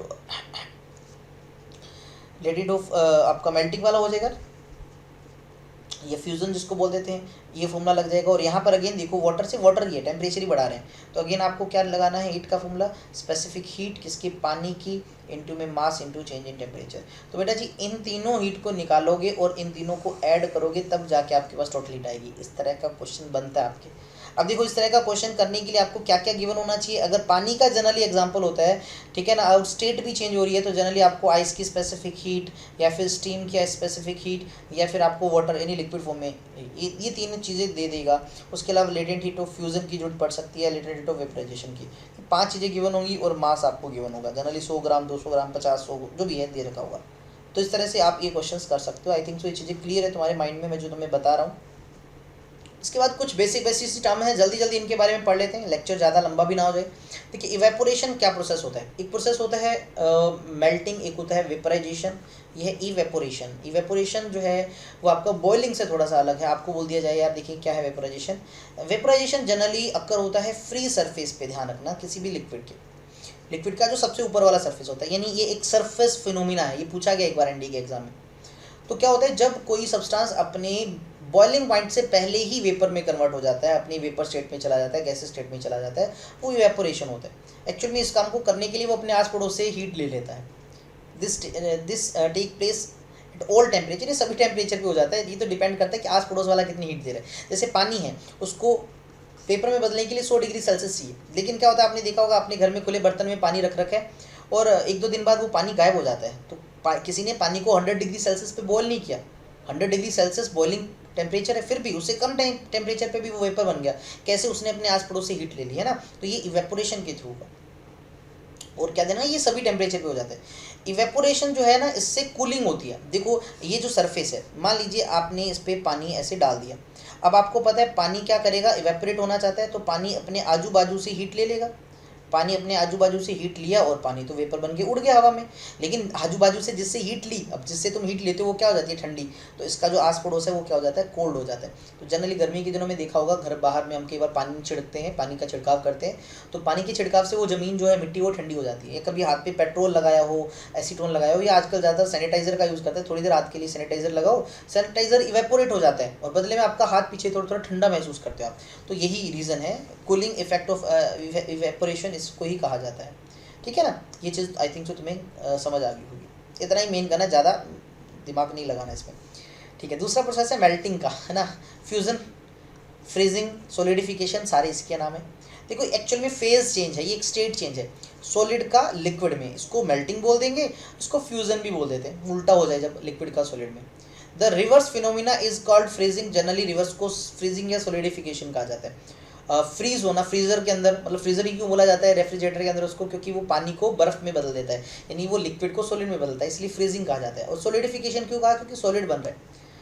और when pressure is applied on ice, देखो आइस को जब हम दबाते हैं बाय अप्लाइंग प्रेशर, वो मेल्ट हो जाता है, यानी प्रेशर बढ़ाने से मेल्टिंग होती है, यानी प्रेशर बढ़ाने से मेल्टिंग होती है। As soon as pressure is removed, जब तक हम प्रेशर मतलब हटा देते हैं लगाने के बाद, वो वापस से जम जाता है। इस फिनोमेना को रिलीगेशन कहा जाता है। मतलब आपने जैसे एक बर्फ़ का टुकड़ा लिया बहुत बड़ा, आपने इस पर उंगली से दबाना स्टार्ट किया, तो आप जैसे उंगली से दबाओगे आप देखोगे वहाँ से बर्फ़ मेल्ट होना स्टार्ट हो जाएगी, है ना, यानी प्रेशर से मेल्ट होना स्टार्ट हुआ। जैसे उंगली को हटा दोगे, प्रेशर लगाना हटा दोगे, वहाँ पर पिघला हुआ पानी फिर से बर्फ़ बन जाएगा। दिस इज़ क्या कहा जाता है, इसको रेगुलेशन कहा जाता है। ठीक है, चलिए अगले कंसेप्ट पे बढ़ते हैं, वेपराइजेशन या लिक्विफिकेशन, और उसका उल्टा कंडेंसेशन। बिल्कुल ये भी एक फेज चेंज है, लिक्विड का वेपर में बदलना, दैट इज आपका वेपराइजेशन। ठीक है, और लिक्विफिकेशन या कंडेंसेशन उल्टा भाई साहब। अगर आपको बोल दिया जाए कि वेपर जो है वो क्या हो रहे हैं, लिक्विड में बदल रहे हैं, तो लिक्विड में बदल रहे हैं इसलिए लिक्विफिकेशन बोला, और वेपर कंडेंस हो रहे, जुड़ रहे हैं, तो इसलिए कंडेंसेशन भी इसका नाम रख दिया जाता है। एंड सब्लिमेशन, यार सॉलिड का डायरेक्ट गैस में बदलना, ये आपका सब्लिमेशन कहलाता है। क्या कहलाता है, sublimation is the conversion of solid directly into vapours, है ना जी। Sublimation take place when boiling point is less than the melting point. ये जनरली तब होता है सब्लिमेशन में, याद रखना, सब्सटेंस का बॉइलिंग पॉइंट जब मेल्टिंग पॉइंट से कम होता है, ठीक है, मेल्ट होने से पहले ही बॉयल हो जाता है। मान लीजिए मैंने कहा कि किसी का जो बॉइलिंग पॉइंट है वो 70 डिग्री सेल्सियस है और उसका जो मेल्टिंग पॉइंट है वो 100 डिग्री सेल्सियस, आपने उसको 100 डिग्री सेल्सियस दे दिया, यार बॉयल होने की जरूरत नहीं पड़ी आपको उसको। ठीक है, when boiling point is less then, वो सीधा का सीधा सॉलिड से सीधा गैस में बदल जाता है। अब block of ice sublimates into vapour on the surface of moon. Moon पे अगर हम ना बर्फ़ को ले जाएं वो सब्लिमेट हो जाती है, क्योंकि वहाँ का प्रेशर बहुत ज़्यादा कम होता है। और heat required for unit mass of solid directly to vapour at given temperature heat, ये नहीं पढ़ने की जरूरत, ये लेटेंट हीट वाला ही कंसेप्ट है, बाकी ये 3 लाइनों को लास्ट को छोड़ सकते हो तो। ठीक है जी, अगला पॉइंट देखो, होर फ्रोस्ट, उल्टा प्रोसेस है सब्लिमेशन का, है ना। आप कुछ ऐसे समझ सकते हो, direct conversion of vapour into solid, देख सकते हो ना, वेपर का सॉलिड में बदलना, यानी ये उल्टा हुआ किसका, सब्लिमेशन का। इसको होर फ्रोस्ट कहा जाता है, जस्ट रिवर्स ऑफ सब्लिमेशन। ठीक है ना, स्नो बनती होगी बादलों में, देखा होगा, वो यही तो होता है, होर फ्रोस्ट होता है। वेपर प्रेशर किसको कहा जाता है, when the space above a liquid is closed. मान लीजिए कोई लिक्विड है, इसके ऊपर जगह है, ठीक है ना, इसके ऊपर इतनी जगह है, लिक्विड सिर्फ इतनी जगह पे, और ये खाली जगह है ना, आप देख रहे हो, तो क्या होता है, is closed, it soon become saturated with vapours, वहाँ पर वेपर्स आ जाते हैं उस लिक्विड के, एंड डायनेमिक इक्विलिब्रियम, एक इक्विलिब्रियम की कंडीशन सेटअप हो जाती है। उसमें होता क्या है, the pressure exerted by this vapour is called, अब यहाँ पर जो वेपर है वो जो प्रेशर लगा रहे होंगे, ठीक है, उसको सैचुरेटेड वेपर प्रेशर बोल देते हैं, एसवीपी। और उसकी वैल्यू डिपेंड करती है किस पे, डिपेंड करती है ओनली ऑन द टेम्परेचर पे डिपेंड करती है, और डिपेंड नहीं करती है बाहर क्या है, बाहर का प्रेशर कितना है, उन सब पे डिपेंड नहीं करती। The volume of the space is reduce, अब आप इस जगह को कम करते जाओ, जैसे जैसे तुम कम करते जाओगे क्या देखोगे, सम वेपर लिक्विफाई, वो जो सोचो यार, यहाँ पर वेपर्स हैं, जब जगह कम कर रहे हो तो वो पास पास आ रहे हैं, पास पास आएंगे वेपर तो जुड़ जाएंगे, वो वापस से कुछ लिक्विफाई हो जाएंगे, तो जिससे जो प्रेशर है वो उतना ही रहेगा, मेंटेन रहेगा। ठीक है, ये बाकी चीज़ पढ़ने की बेटा जी कोई ज़्यादा जरूरत नहीं है आपको, जो ज़रूरत है मैं आपको बता दूंगा। बॉइलिंग सबको पता है, बॉइलिंग क्या है, तो एक ऐसा प्रोसेस है, इस बॉइलिंग के प्रोसेस के दौरान टेम्परेचर फिक्स रहता है, ध्यान देना, ये सिर्फ स्टेट चेंज का प्रोसेस है। As the temperature of the liquid का टेम्परेचर इंक्रीज करे वो इवेपोरेशन होना स्टार्ट हो जाता है, इवेपोरेट होना स्टार्ट हो जाता है, वेपर में कन्वर्ट होना स्टार्ट हो जाता है, सबने देखा होगा वेपर बनने स्टार्ट हो जाते हैं। अब एक ऐसे स्टेट देखोगे when the bubbles of the vapour start forming in the body, अब यार पानी को उबालते देखा होगा, छोटे छोटे बबल बनने स्टार्ट हो जाते हैं ना, the liquid which rise to the surface, वो बबल ऊपर आते हैं, सर्फेस पे आते हैं और फिर आज़ाद हो जाते हैं, एस्केप हो जाते हैं, और लिक्विड है वो बॉईल करना स्टार्ट कर देता है, और इसी टेम्परेचर को अपन क्या बोलते हैं, इसी प्रोसेस को बॉइलिंग बोल देते हैं। ठीक है, काफ़ी फास्ट प्रोसेस होता है, और बॉइलिंग पॉइंट क्या है, वो पर्टिकुलर टेम्परेचर जिस पे ये काम होता है, और बॉइलिंग पॉइंट को चेंज किया जा सकता है, मिक्सचर में कोई इम्प्योरिटी वगैरह ऐड कर दो, पानी में कुछ ऐड कर दोगे तो बॉइलिंग पे इफेक्ट पड़ेगा। खाली पानी जहाँ 100 डिग्री सेल्सियस पे बॉईल होता है, इसमें कुछ इम्प्योरिटी है तो शायद 100 से ज़्यादा पे हो या 100 से कम हो। Last point is dew point, क्या होता है, it is that temperature at which the mass of water vapour present in given volume of air is just sufficient to saturate it, the temperature at which the actual vapour pressure become equal to saturated vapour pressure, यानी liquid का जो बाहर वाला actual pressure है वो vapour pressure के बराबर आ जाए, उसको ड्यू पॉइंट बोल देते हैं। ये भी कोई ज़्यादा जरूरी नहीं है बेटा, अननेसेसरी है, you can skip this point, छोड़ सकते हो। ठीक है, चलिए जी, फेज चेंज मैं आपको ऑलरेडी बता चुका हूँ इस तरह का, ये पानी के लिए फेज चेंज देख सकते हो जनरली, सॉलिड जो है, ठीक है ना, इधर की तरफ अपन टाइम नहीं दिखाते यार, इस तरफ अपन प्रोसेस दिखा सकते हैं, इधर हम टेम्परेचर को दिखा रहे हैं। तो मान लीजिए ये आइस की बात कर लो यार, सॉलिड स्टेट में है माइनस के कुछ टेम्परेचर पे, जैसे जैसे टेम्परेचर अपन बढ़ाते हैं टेम्परेचर बढ़ रहा है, टाइम के साथ आप देखोगे वो जो स्टेट उसी में रहेगा, बस उसका टेम्परेचर बढ़ता रहेगा।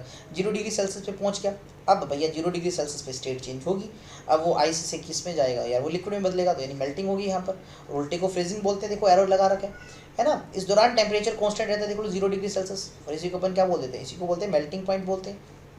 फिर थोड़ा सा जब सारी चीज़ें मेल्ट होगी फिर से टेम्परेचर तो लगातार दे रहे हैं हीट, तो यार उससे क्या होगा, अब वो लिक्विड है उस लिक्विड में ही रहेगा, लेकिन टेम्परेचर बढ़ना स्टार्ट हो जाएगा, टेम्परेचर देखो 0 से लगातार 100 बढ़ रहा है, तो इस दौरान फिर से एक कंडीशन आ जाएगी जब आप क्या देखोगे कि वो 100 डिग्री सेल्सियस पे पहुंच चुका है, अब वो लिक्विड से वेपर में बदल जाएगा, और इस प्रोसेस को इवेपोरेशन का हम नहीं, इसका उल्टा कंडेंसेशन आपको पता है। और टेम्परेचर बढ़ाते जाओ तो वो गैस वो आयंस की फॉर्म में बढ़ती जाएगी, टेम्परेचर उसका बढ़ता जाएगा, ये मैं ऑलरेडी तुम्हें बता चुका हूँ, कोई ज़्यादा इंपॉर्टेंट बात नहीं है। हीट ट्रांसफ़र की बात करें तो एक बॉडी से दूसरी बॉडी में हीट ट्रांसफ़र होने के कई तरीके हैं, यानी कई तरीक़ों से हीट एक बॉडी से दूसरी में ट्रांसफ़र हो सकती है, एंड इसी पे क्वेश्चन कई बार पूछे गए हैं। जब हम प्रीवियस क्वेश्चन लगाएंगे हीट एंड थर्मो के तो आपको खुद ब खुद पता लग जाएगा कि सर इस तरह के क्वेश्चन पूछे जा रहे हैं। तो किसी एक बॉडी से दूसरी बॉडी तक हीट पहुंचने के टोटल 3 तरीके होते हैं। पहला तरीका है कंडक्शन, दूसरा है कन्वेक्शन और तीसरा है रेडिएशन। एक सिंगल एग्जांपल से समझते हैं पहले इसको। अब मान लीजिए इस तरह से कुछ आदमी जो है वो एक लाइन में खड़े हैं, इस तरह से 4 से 5 समझ लीजिए। अगर आपको कहा जाए कि देखो कि ये जो स्टार्टिंग वाला इसका नाम ए है, लास्ट वाले का नाम बी है, हमें कहा जाए कि यार इनके पास एक बॉल है, यानी ए आदमी के पास किसी ने बॉल पकड़ा दी और इस आदमी को कहा गया ये जो बॉल है ये बी तक जानी चाहिए, यानी आप बॉल को हीट समझो, है ना, और हीट को हमें ए से बी तक ट्रांसफ़र करना है। तो कितने तरीके हैं, तो सबसे पहला तरीका मे बी ये फॉलो हो सकता है कि ये जो पहला आदमी है ये बॉल दूसरे को पास करे, ये अपने से आगे वाले को पास करे, ये अपने से आगे वाले को पास करे, ये अपने से आगे वाले को पास करे, इस तरह से जो फाइनली बॉल है वो बी तक पहुंच जाएगी। तो इसी मेथड को अगर मैं ये हीट की टर्म में बताऊं तो आपको कहा जाए यार किसी सिंगल पार्टिकल को, मतलब या किसी पर्टिकुलर साइड को हम हीट प्रोवाइड करते हैं, वो क्या करता है उस हीट को अपने से नेक्स्ट पार्टिकल्स को देगा, वो अपने से नेक्स्ट पार्टिकल्स को देगा, इस तरह से हीट मूव करेगी। पार्टिकल्स मूव नहीं करेंगे, पार्टिकल सिर्फ एक साइड से हीट लेंगे और आगे पास कर देंगे। इस तरह से पार्टिकल टू पार्टिकल जो हीट का ट्रांसफ़र है वो आपका कंडक्शन मेथड में आता है, अभी इसको डिस्कस करेंगे। एंड दूसरा तरीका ये हो सकता है कि शायद ए को जो बॉल मिली है ए खुद चलकर बी तक जाए और वहाँ पर बॉल पकड़ा दे, यानी जिस पार्टिकल को हीट मिली, ए को हीट मिली, वो पार्टिकल मूव करे।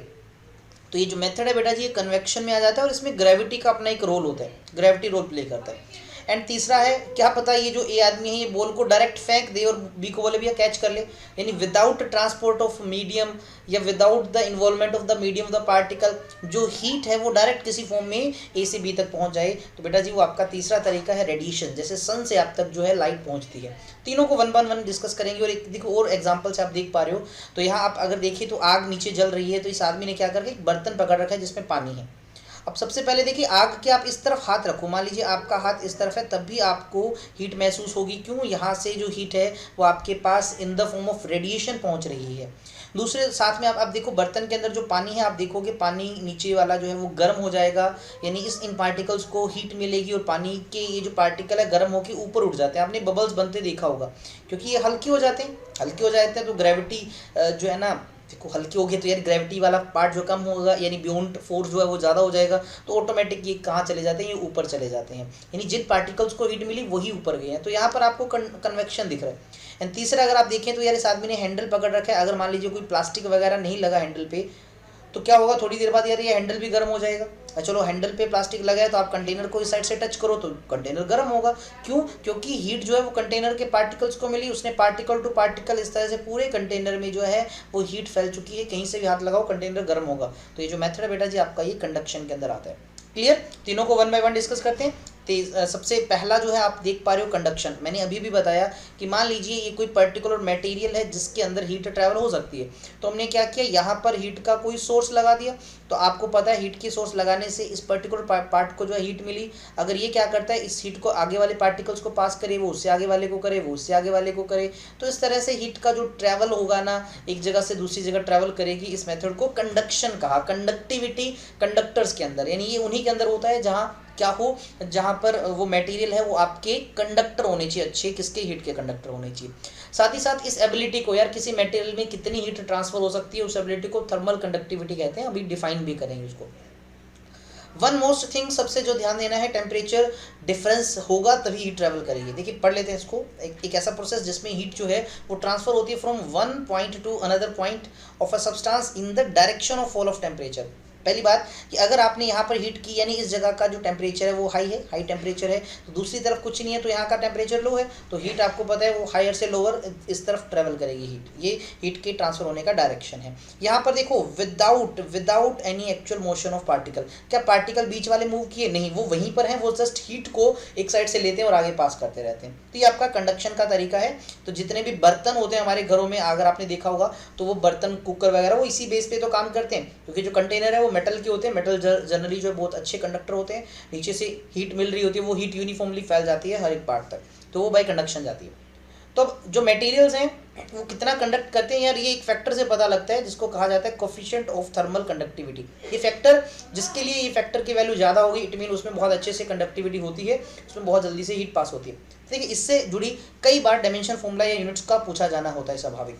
अब हमने क्या किया, इसको एग्जांपल को समझने के लिए सबसे पहले मान लीजिए कि इस तरह से हमारे पास कोई दो बॉडीज़ हैं। ठीक है ना, आप अगर आप देख पा रहे हो तो मैं डार्क कर पा रहा हूँ, ये फर्स्ट बॉडी है, इसको मैं 1 लिख रहा हूँ, और यहाँ पर आप देखो तो यहाँ पर आपको सेकेंड बॉडी भी दिख रही है। तो फर्स्ट बॉडी को हमने माना कि ये वार्मर बॉडी है जिसका टेम्परेचर है वो T1 है, और T1 को मैंने ज़्यादा मान लिया, और जो कोल्डर बॉडी है इसका टेम्परेचर T2 है, उसको मैंने थोड़ा मान लिया। अब हमने कहा देखो यार, इस वार्मर बॉडी से इस कोल्डर बॉडी तक हीट ट्रांसफर करनी है, किसके थ्रू, तो हमने इसके लिए एक और बीच में रोड मान ली। आप इस तरह से आप कंडक्टर समझ लीजिए यार, हम इसी कंडक्टर की कंडक्टिविटी की बात करेंगे। तो ये जो हमने कंडक्टर माना, ये मान लीजिए दोनों बॉडीज़ के बीच में कनेक्ट है, तभी तो हीट ट्रांसफर होगी। और इस बॉडी का जो एरिया ऑफ क्रॉस सेक्शन है, अभी आपको रेक्टेंगल शेप का दिख रहा है, ये भी सर्कुलर हो सकता है, तो इसका एरिया ऑफ क्रॉस सेक्शन भी हमने ए मान लिया। ठीक है, इस कंडक्टर की जो लेंथ है, यानी हीट जो है वो इस लेंथ एल तक ट्रांसफर होगी ना, कोल्डर वार्मर से कोल्डर जाएगी, तो ये हमने एल मान लिया। तो देखा गया प्रैक्टिकली कि जो अमाउंट ऑफ हीट ट्रांसफ़र है, मेरी बात को सुनते जाना, कि जो अमाउंट ऑफ हीट ट्रांसफ़र है ये कई फैक्टर्स पे डिपेंड करती है। ये डिपेंड करती है सबसे पहले एरिया पे, ये जितना ज़्यादा एरिया क्रॉस सेक्शन होगा उतनी ज़्यादा हीट जाएगी। ये अमाउंट ऑफ हीट डिपेंड करती है चेंज इन टेम्परेचर पे, यानी इस वार्मर बॉडी और कोल्डर बॉडी के टेम्परेचर का जितना ज़्यादा डिफरेंस होगा उतना ज़्यादा हीट ट्रांसफर होगी। और ये जो क्यू है वो डिपेंड करती है बेटा जी टाइम पे, जितना ज़्यादा देर टाइम दोगे उतना ज़्यादा फ्लो करेगी। एंड ये क्यू जो है वो इन्वर्सली प्रोपोर्शनल है बेटा जी लेंथ की, जितनी दूर भेजोगे यार उतना हीट कम पहुँचेगी। अब इन चारों फैक्टर्स को अगर बेटा जी कंबाइन करें तो देखो यार यही तो फॉर्मूला बनेगा। प्रोपोर्शनलिटी को हटा के कांस्टेंट आएगा बिल्कुल, तो वो ये के लगा रखा है बेटा जी। इस के को कहा जाता है coefficient of thermal conductivity. A area किसका, क्रॉस सेक्शन का, डेल्टा एल क्या है, ये है टेम्परेचर डिफरेंस दोनों एंड्स का, और एल है जो सेपरेशन है दोनों एंड्स का, और टी है टाइम। अगर बेटा जी मैं टाइम को इधर ले आऊँ इस तरफ, तो ये बन जाएगा Q by T. Q by T क्या होगा, rate of flow of heat flow divide by time, इसको rate of flow of heat बोलते हैं। ये क्या आ जाएगा, ये आपके पास आ जाएगा K into E into delta T divide by length. आप लेंथ को कई किताब वाले डेल्टा एक्स से भी लिख देते हैं, यानी इनके बीच के सेपरेशन को। आप ऊपर अगर फॉर्मूला देख रहे हो तो आपको शायद डेल्टा एक्स की टर्म में मिल रहा है, ठीक है। अच्छा, इस K के यूनिट वगैरह सब यहीं से बनाए जा सकते हैं, आप चाहो तो बना सकते हो यार यहाँ से। तो इसका जो यूनिट है डायरेक्ट भी याद कर सकते हो, ये होता है जूल पर मीटर पर सेकंड पर केल्विन, और डायमेंशन फॉर्मूला होता है इसका m1 L1T - 3K-1। बना सकते हो अगर तुम्हें ये वाला फॉर्मूला याद है। फिर से ये चीज़ इंपॉर्टेंट है, मैं आपको बता दूं, ये चीज़ आप याद कर लीजिए कि आपको कहा जाए कि कोई मटेरियल है, कोई बॉडी है, कोई कंडक्टर है, इसके एक एंड से दूसरे एंड तक हीट जाएगी। यहाँ का टेम्परेचर T1 है, यहाँ का टेम्परेचर T2 है, यहाँ से जो हीट है वो इधर तभी जाएगी, हीट ट्रांसफर तभी होगी जब T1 जो होगा वो ग्रेटर होगा T2 से। और मान लीजिए ये जो लेंथ है इसको मैंने L मान लिया, और ये जो AF क्रॉस सेक्शन है इसको A है, तब जो rate of flow of heat होगा, या फिर टी उधर भी लेके जा सकते हो, ये डिपेंड करता है बेटा जी किस पे, एरिया पे डिपेंड करता है, ये डिपेंड करता है टेम्परेचर डिफरेंस पे यानी T1 - T2 पे, और ये इन्वर्सली होता है किसके, लेंथ के। तो इस प्रोपोर्शनलिटी को हटाया तभी तो हमारे पास एक कॉन्स्टेंट आया K। यही K जो है, यही जो K आप देख रहे हो, ये हमारा कोफिशिएंट ऑफ थर्मल कंडक्टिविटी है। तो यहाँ से अपन K का फॉर्मूला बना सकते हैं, वो बन जाएगा Q/T, लेंथ ऊपर मल्टीप्लाई में, एरिया नीचे है और डेल्टा T यहाँ पर है। अब आप यहाँ से यूनिट बना लो यार, जल्दी जल्दी से अपन लिख ही लेते हैं। देखो ये क्या है मुझे बताओ, आप इसको दो तरह से लिख सकते हो। हीट को आप जूल में, अगर ऐसे यूनिट जूल है तो आप इसको जूल में लिखते हो, जूल इंटू आप देखो 1 मीटर है यहाँ पर, डिवाइड बाय टाइम को सेकंड में लिखोगे, एरिया मीटर स्क्वायर है, और नीचे केल्विन यहाँ लिख देता हूँ। तो 1 मीटर से मीटर कैंसिल, तो आपके पास बना बेटा जी जूल पर सेकंड पर मीटर पर केल्विन, यही तो लिखा हुआ था। अच्छा, एक और यूनिट बनाना चाहूँ तो यार आप देखो जूल बाय टाइम को सीधा अपन वाट भी लिख सकते हैं, तो ये वाट बना, ठीक है। और यहाँ से देखो एक लेंथ का मीटर, नीचे मीटर स्क्वायर, तो एक नीचे मीटर है तो पर मीटर और पर केल्विन। तो ये भी यूनिट अगर दिख जाए तो समझ लीजिएगा ये भी कोफिशिएंट ऑफ थर्मल कंडक्टिविटी का यूनिट है, वाट पर मीटर पर केल्विन। जल्दी से दिमाग में चीज़ें घुस गई होंगी। चलो अगले टॉपिक पे बढ़ते हैं। ये तो हमारा कंडक्टिविटी का था। अब कंडक्टिविटी अलग अलग मटेरियल के लिए अलग अलग होती है। जनरली जो मेटल्स होते हैं उनके पास काफ़ी अच्छी थर्मल कंडक्टिविटी होती है, और ये सीक्वेंस दे रखा है, एक बार इस पे क्वेश्चन आया हुआ है, ज़्यादा नहीं आया हुआ, थोड़ा सा याद कर सकते हो कि कॉपर जो होता है, कॉपर से अच्छा वैसे सिल्वर जो होता है सबसे बेस्ट कंडक्टर होता है, आपको मैं बता दूँ, ठीक है। उसके बाद कॉपर अच्छा कंडक्टर है काफ़ी, गोल्ड भी है, एल्यूमिनियम है, ये सीक्वेंस में दे रखा है। इनकी कंडक्टिविटी आप सबकी वैल्यूज देख ही सकते हो, यहाँ टेबल में दे रखी है आपको, डिक्रीजिंग ऑर्डर है जैसे जैसे नीचे जाए। Then carbon steel, stainless steel, glass, plastic, wood core, जैसे जैसे नीचे जाते हो यार कंडक्टिविटी डिक्रीज हो जाती है। एयर काफ़ी देखो बैड कंडक्टर है ना, नीचे नीचे लिखा गया, ठीक है। आपने जस्ट ये याद रखना यार, मेटल्स के पास ज़्यादा होता है कंडक्टिविटी।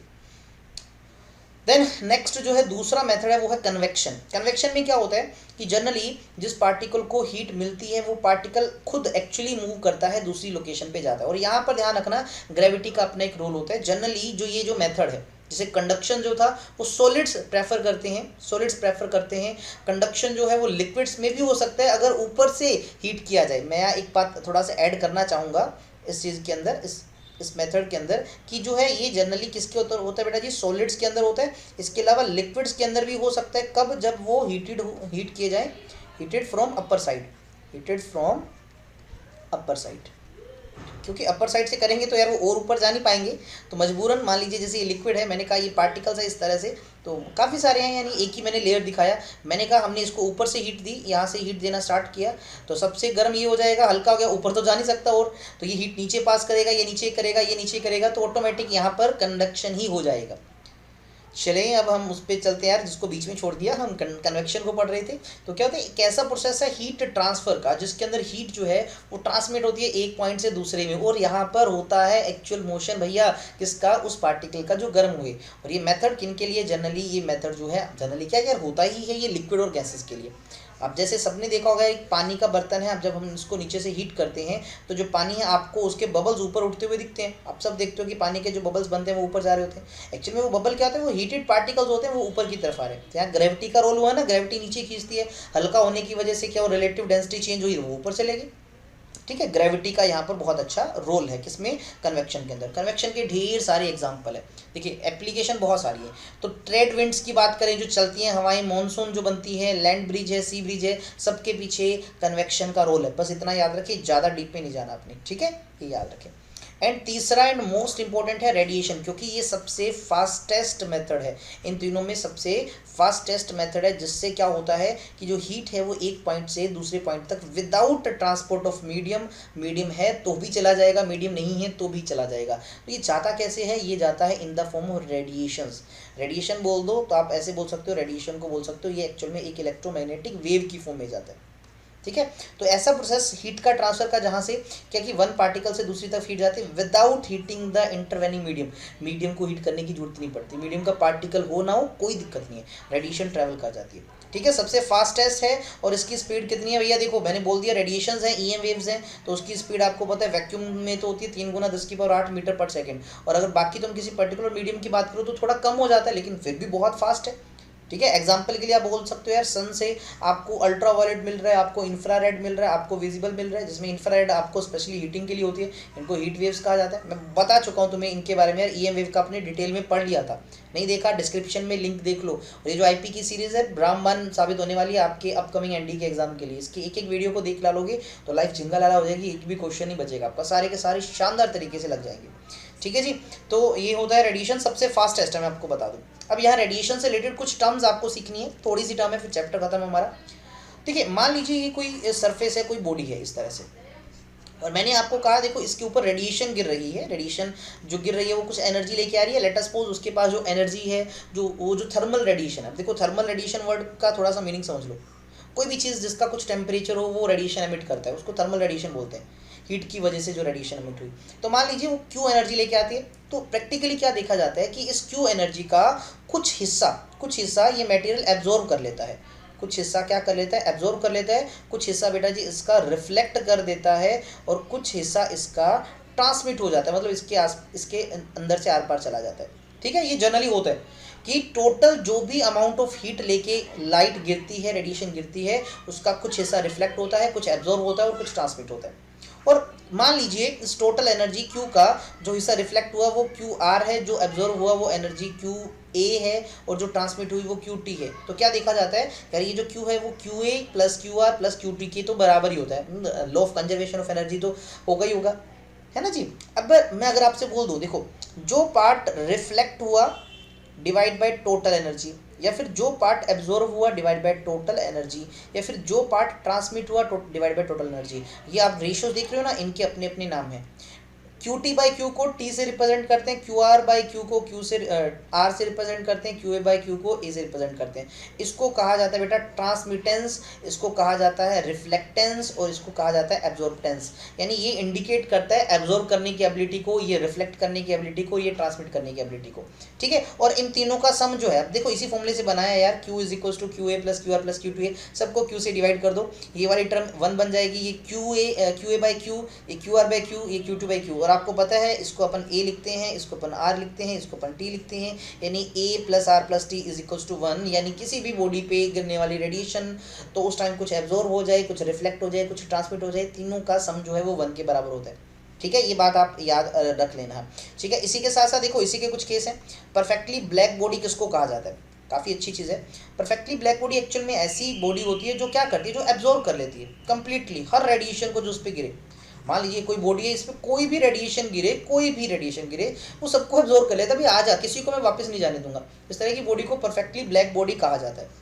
और परफेक्टली जो ब्लैक बॉडी है वो ना तो रिफ्लेक्ट करती, क्योंकि वो रिफ्लेक्ट तो करेगी नहीं, कुछ भी वापस नहीं भेजेगी, और ना ही वो ट्रांसमिट करेगी, क्योंकि वो सारा का सारा एब्जॉर्ब कर लेगी। यानी उसके लिए R भी 0 होता है और उसके लिए T भी 0 होता है। तो A की वैल्यू कितनी हुई, आपको पता है R plus A plus T है तो 1 होता है। अब यहाँ पर R और T 0 हो गया तो A आपका जो हुआ वो 1 हुआ। यानी परफेक्टली ब्लैक बॉडी के लिए जो एब्जॉर्बटेंस है वो 1 होता है, यूनिटी होता है। ठीक है ना, काफ़ी अच्छी चीज़ पता लगी होगी तुम्हें।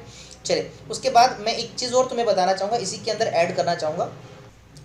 जैसे अभी भी बताया आपको A plus R plus T is equals to 1 होता है, मैंने अभी भी आपको ये बात बताई।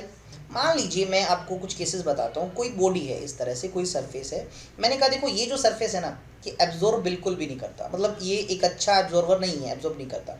इस केस में क्या होगा बेटा जी, R प्लस T बराबर 1 होगा। यही तो मतलब होगा। अगर इस बॉडी का आर अगर कम है तो टी को ज़्यादा होना पड़ेगा, और अगर आर ज़्यादा है तो इसको टी को कम होना पड़ेगा। इसका मतलब अगर कोई बॉडी जो है जो बिल्कुल भी एब्जॉर्ब नहीं करती, तो इस केस में एक बहुत अच्छा रिजल्ट आता है कि अगर अगर अगर वो बैड रिफ्लेक्ट करता है, मतलब कम रिफ्लेक्ट करता है, तो वो गुड ट्रांसमिट करेगा, वो गुड ट्रांसमीटर होगा, गुड ट्रांसमीटर होगा। ठीक है। और अगर मैं उसको बोलता हूँ कि वो यार गुड रिफ्लेक्ट करता है, काफ़ी अच्छे से रिफ्लेक्ट कर देता है, तो इसका मतलब क्या हुआ कि वो बैड ट्रांसमीटर होगा, वो ट्रांसमिट बहुत कम करता है ना जी। ये इसी का रिजल्ट है। चलिए एक रिजल्ट और देखते हैं। ये तो ए को जीरो मान के चला था। अब मैं अगर बोलता हूँ यार अगर कोई बॉडी है वो रिफ्लेक्ट नहीं कर रहा, बिल्कुल भी रिफ्लेक्ट बिल्कुल भी नहीं करता, यानी इसका मतलब ए प्लस टी जो हुआ वो 1 के बराबर हुआ। अगर ए जो है वो बेटा जी कम है तो टी को ज़्यादा होना पड़ेगा, और अगर ए ज़्यादा है तो टी को कम होना पड़ेगा। इन्वर्सली वाला रिलेशन तो है ना इनके अंदर। इसका मतलब क्या है, ए कम का मतलब क्या है, अगर वो बैड एब्जॉर्बर है, मतलब वो एब्जॉर्बर बुरा है, अच्छा नहीं करता, तो इसका मतलब वो होता है गुड ट्रांसमीटर, यानी वो ट्रांसमिट ज़्यादा कर रहा है, इसका मतलब। ठीक है। और अगर वो क्या है, एक अच्छा एब्जॉर्बर है, तो वो क्या होगा, एक बैड ट्रांसमीटर होगा। वाइस वर्सा भी लिख सकते हो। एंड द लास्ट वन देखो, हमने आर को भी जीरो मान लिया, हमने इसके पीछे वाले केस में किसको, ए को भी जीरो माना, टी को भी जीरो मान ही लेते हैं। तो मान लीजिए अगर आपसे बोला जाए कि कोई बॉडी है वो ट्रांसमिट बिल्कुल भी नहीं करती, जनरली यही हम बात करें, जैसे मेटल में से या रेडिएशन आर पार थोड़ी निकलती है, तो अगर मैं बोलता हूँ ये ट्रांसमिट बिल्कुल भी नहीं करता, इसका मतलब जो हुआ ए प्लस आर को 1 होना पड़ेगा। अगर उसका ए ज़्यादा है तो आर उसका कम होगा, अगर इसका ए कम है तो उसका आर ज़्यादा होगा। इसका मतलब क्या है, देखो ए ज़्यादा होना मतलब अगर वो गुड एब्जॉर्बर है, अगर वो गुड एब्जॉर्बर है तो वो बैड रिफ्लेक्टर होगा, रिफ्लेक्ट कम करेगा यार। और अगर वो क्या है, बैड एब्जॉर्बर है, मतलब वो कम एब्जॉर्ब करता है, तो इसका मतलब क्या हुआ, बहुत अच्छा रिफ्लेक्ट करता है, गुड रिफ्लेक्टर है। ठीक है ना, ये काफ़ी अच्छे अच्छे रिजल्ट इनसे निकल के आते हैं। ये चीज़ें क्लियर होंगी। चलिए उसके बाद न्यूटन अंकल ने एक लॉ दिया था, Newton law of cooling. Newton ने यार भाई साहब ने हर जगह कुछ ना कुछ दे के गया, तो इस तरह से इन्होंने कूलिंग से रिलेटेड लॉ भी दिया था। इन्होंने कहा देखो कोई भी चीज़ है, ठीक है, जब उसको छोड़ दोगे किसी सराउंडिंग में जो कम टेम्परेचर वाला है, तो वो चीज़ ठंडी होने लग जाएगी। उस केस में जो rate of loss of heat है, मतलब वो ठंडा होना यार, हीट लॉस करना ही तो होता है, तो rate of loss of heat जो है ना, माइनस का मतलब कम होना, हीट तो लॉस कर रहे हैं, वो डिपेंड करता है टेम्परेचर डिफरेंस पे। देखिए D Q by D T का मतलब होता है अमाउंट ऑफ हीट पर सेकेंड, माइनस लगाने का मतलब वो कम हो रही है। वो डिपेंड करता है किस पे डिफरेंस, किस पे, टेम्परेचर डिफरेंस पे। टेम्परेचर डिफरेंस किसका, उस बॉडी का और सराउंडिंग का। मान लीजिए कोई सराउंडिंग है, इसका टेम्परेचर टी नोट है, और हमने इसके अंदर कोई बॉडी रख दी जिसका टेम्परेचर टी है। अब ये टी टेम्परेचर ज़्यादा है, तो क्या होगा, ये अपनी हीट को लॉस करेगा। किसको लॉस करेगा, सराउंडिंग को लॉस करेगा। तो कितनी हीट लॉस करेगा, तो यार इसी को कैलकुलेट करने के लिए न्यूटन ने अपना लॉ दिया। अच्छा एक चीज़ और ध्यान रखना, इन्होंने कहा ये जो टी और माइनस टी नोट, यानी जो टेम्परेचर का डिफरेंस है ना बॉडी और सराउंडिंग का, ये 30 से ज़्यादा नहीं होना चाहिए, मतलब एक कंडीशन रखी गई इसके अकॉर्डिंग। ठीक है, तो ये था। और इसको हटा के प्रोपोर्शनलिटी कांस्टेंट भी आ जाता है, कोई ज़्यादा यूजफुल नहीं है। और उसके अलावा आप बाकी चीज़ें नहीं पढ़नी आपने। उसके अलावा आप ऐसे भी याद कर सकते हो कि जैसे ये हीट की टर्म में ना, इसको अपन टेम्परेचर की टर्म में भी लिख सकते हैं, क्योंकि यार अगर कोई चीज़ हीट लॉस कर रही है तो टेम्परेचर उसका कम हो रहा है। तो आप ऐसे भी लिख सकते हो कि जो इसका टेम्परेचर का जो चेंज है ना, D T by D T, मतलब change in temperature with respect to time, rate of decrease of temperature, वो भी टेम्परेचर डिफरेंस पे डिपेंड करता है। तो ये है आपका न्यूटन्स लॉ ऑफ कूलिंग, यही ज्ञान की बात है। और जब अपन ग्राफ बनाते हैं तो स्ट्रेट लाइन बनता है टेम्परेचर डिफरेंस और इनके बीच का। ठीक है, कुछ और छोटी छोटी बातें इनको खत्म करते हैं, फिर चैप्टर हमारा फाइनली फिनिश है। देखिए आफ्टर स्नोफॉल, जब भी ना स्नोफॉल होती है, मतलब स्नो गिरती है, तो क्या होता है, जो टेम्परेचर होता है ना एटमॉस्फेयर का, वो कम हो जाता है। क्यों हो जाता है, क्योंकि जो स्नो जब गिरती है वो क्या करती है, वो अपने आसपास से हीट एब्जॉर्ब कर लेती है। अपने आसपास से हीट एब्जॉर्ब कर लेती है, तो स्नो तो मेल्ट होगी, क्योंकि बर्फ को हीट मिलती है, वो तो मेल्ट होगी। लेकिन आस पड़ोस से तो हीट ले ली, अब आस पड़ोस से हीट लेंगी तो आस पड़ोस का टेम्परेचर कम हो जाएगा, आस पड़ोस में ठंडक हो जाती है, तो स्नोफॉल के बाद आसपास ठंडक हो जाती है ना। तो माउंटेन्स में देखा होगा, जब स्नोफॉल होती है one does not feel too cold, इतना ठंडा नहीं होता, बट जो आइस है वो मेल्ट होने लग जाती है ना, तब उसको ठंडा फील होता है। क्या मतलब, जब स्नो गिर रही होती है तब नहीं होता, लेकिन जब वो स्नो गिरी हुई मेल्ट होनी स्टार्ट होती है ना, तब ठंड लगने लग जाती है। फिर से सुनना, जब स्नोफॉल हो रही है तब ज़्यादा ठंड नहीं होती, जब वो स्नोफॉल मेल्ट हो रही होती है, आइस मेल्ट हो रही होती है। तो आइस मेल्ट कब हो गया, जब आस पड़ोस से हीट लेगी। आस पड़ोस से हीट लेना मतलब आस पड़ोस को ठंडा करना। ठीक है, ये पहला पॉइंट था, अच्छा पॉइंट था। There is more shivering effect, मतलब कांपने वाला effect of ice cream on teeth as compare to that of water, मतलब ठंडा पानी है और ठंडी आइसक्रीम है, दोनों से दांतों में अलग अलग झुंझुनाहट होती है। ऐसा क्यों होता है यार, आइसक्रीम होती है ना, जब वो पिघलती है, जल्दी पिघलती है यार आइसक्रीम, मैं आपको बता दूं पानी के कंपैरिजन में, बर्फ़ के कंपैरिजन में, ठीक है ना, पानी तो वैसे ही पिघला हुआ है। तो आइसक्रीम जब मेल्ट होती है तो मुंह से आसपास से वो हीट लेती है, दांतों से वो हीट लेती है, दांतों से हीट लेंगी तो दांत ठंडे हो जाएंगे, ठंडे हो जाएंगे तो इस तरह से होंगे, ठीक है। तो फिल्मों में दिखाते हैं ना ठंडा पानी पीते हैं और ये दांतों में झंझनाहट होती है, सेंसोडिन ऐड वगैरह बहुत आती है। चलिए, it is more painful to get burn by the steam rather than of boiling water. आपके पास बॉइलिंग वाटर है, उबलता हुआ पानी, और एक स्टीम है, तो स्टीम के पास ज़्यादा एनर्जी होती है, steam carry more energy, that's why steam से ज़्यादा हार्म होता है as compare to boiling water, ठीक। दिस बिकॉज स्टीम जो है 100 डिग्री सेल्सियस पे, ठीक है ना, वो वाटर को कन्वर्ट करके ही तो बनी है, मतलब वाटर को कुछ एक्स्ट्रा एनर्जी देके बनी है, तो यानी it contain more energy, simply याद रखिए चीज़। सॉलिड और होलोस्फीयर है आपके पास सेम रेडियस के, मतलब एक सॉलिड स्फीयर है और एक होलोस्फीयर है, दोनों की रेडियस सेम है आपके पास, ठीक है। क्या कहा गया, दोनों को हीट करते हैं सेम टेम्परेचर पे, आप क्या देखोगे दोनों का एक्सपेंशन भी सेम है, दोनों सेम तरह से एक्सपेंड करेंगे, ठीक है। बस ये बात याद रखना, मटेरियल सेम होना चाहिए तभी। इनवार या क्वार्ट्ज, आप याद रखना एक ऐसे मटेरियल है जिनके लिए कोफिशिएंट ऑफ लीनियर एक्सपेंशन काफ़ी कम होती है, अल्फा इसका वेरी वेरी स्मॉल होता है, यानी इनका टेम्परेचर के साथ लेंथ में कोई ज़्यादा चेंज नहीं होता, इसलिए इनका यूज़ किया जाता है पेंडुलम्स के अंदर, है ना, पेंडुलम जो है ना उनके अंदर इनका यूज़ किया जाता है क्योंकि अल्फा बहुत कम है। मैग्नेटिक थर्मोमीटर जो है ना वो रिकमेंड किया जाता है वेरी लो टेम्परेचर के लिए, मतलब आपसे बोला जाए वेरी लो टेम्परेचर के लिए क्या यूज़ करोगे, मैग्नेटिक थर्मोमीटर, अदरवाइज क्लिनिकल और आपको पता ही है लैब वाले जो थर्मोमीटर है।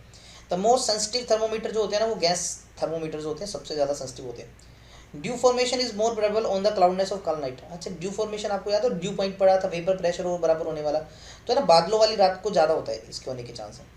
विंटर्स के अंदर जनरली आप देखते हो फॉग गायब हो जाती है दोपहर से पहले, because the atmosphere warms up, क्योंकि जैसे जैसे दोपहर होती है एटमॉस्फेयर गर्म होता रहता है ना, एंड टेंड्स टू अनसैचुरेटेड, और अनसैचुरेट होगा तो जो उस टाइम जो कंडेंस्ड वेपर होते हैं ना वो क्या हो जाते हैं, री इवेपोरेट हो जाते हैं, और इस तरह से री इवेपोरेट का मतलब वो गायब हो जाते हैं, इस तरह से जो फॉग है वो डिसअपियर हो जाती है। Standardisation of thermometer is obtain with the gas thermometer, मतलब अगर आप किसी थर्मोमीटर को सही करना चाहते हो तो आप गैस थर्मोमीटर का यूज़ कर सकते हो। स्टैंडर्डाइजेशन का मतलब होता है करेक्ट करना, किसी इंस्ट्रूमेंट को सही करना, क्यों, क्योंकि यार गैस बहुत ज़्यादा एक्सपेंड करती है, इसी कंसेप्ट का यूज़ किया जाता है थर्मोमीटर के अंदर। कौन से गैस वाले, आपने यार कुत्तों को देखा होगा जनरली वो गर्मी के दिनों में अपनी जीभ पूरी बाहर निकाल के रखते हैं, ऐसा क्यों करते हैं, ताकि जीभ है वो ज़्यादा सरफेस एरिया देगी एयर को, है ना, इससे क्या होगा, इवेपोरेशन होगा जल्दी जीभ पे और उनको ठंडक महसूस होती है, दे डू नॉट स्वेट, उनको पसीना नहीं आता, मतलब कूलिंग के इफेक्ट के लिए वो ऐसा काम करते हैं। कितना शानदार कंसेप्ट था, बस इतनी ही थी कंसेप्ट। तो भैया हमने हीट एंड जो टेम्परेचर का कंसेप्ट टोटली एक सिंगल वीडियो में कर लिया, आई थिंक सो बहुत मज़ा आया होगा आपको यार। इसी तरह की वीडियोस लगातार अब आपके लिए आएंगी यार, मिस नहीं करेंगे, आपका सिलेबस कंप्लीट होगा, प्रीवियस क्वेश्चन करेंगे और ढेर सारे प्रैक्टिस क्वेश्चन करेंगे, बस आपका साथ चाहिए यार। आप वीडियो को लाइक जरूर किया करें, कमेंट जरूर किया करें यार, शेयर भी करें अपने दोस्तों को, और जो चैनल पे नया है सब्सक्राइब कर दें, और कम से कम सब बच्चे यार 5-5 10-10 सब्सक्राइबर जरूर लाएं। तो मिलेंगे अगली वीडियो में, तब तक हंसते रहिए, मुस्कुराते रहिए। जय हिंद, जय भारत।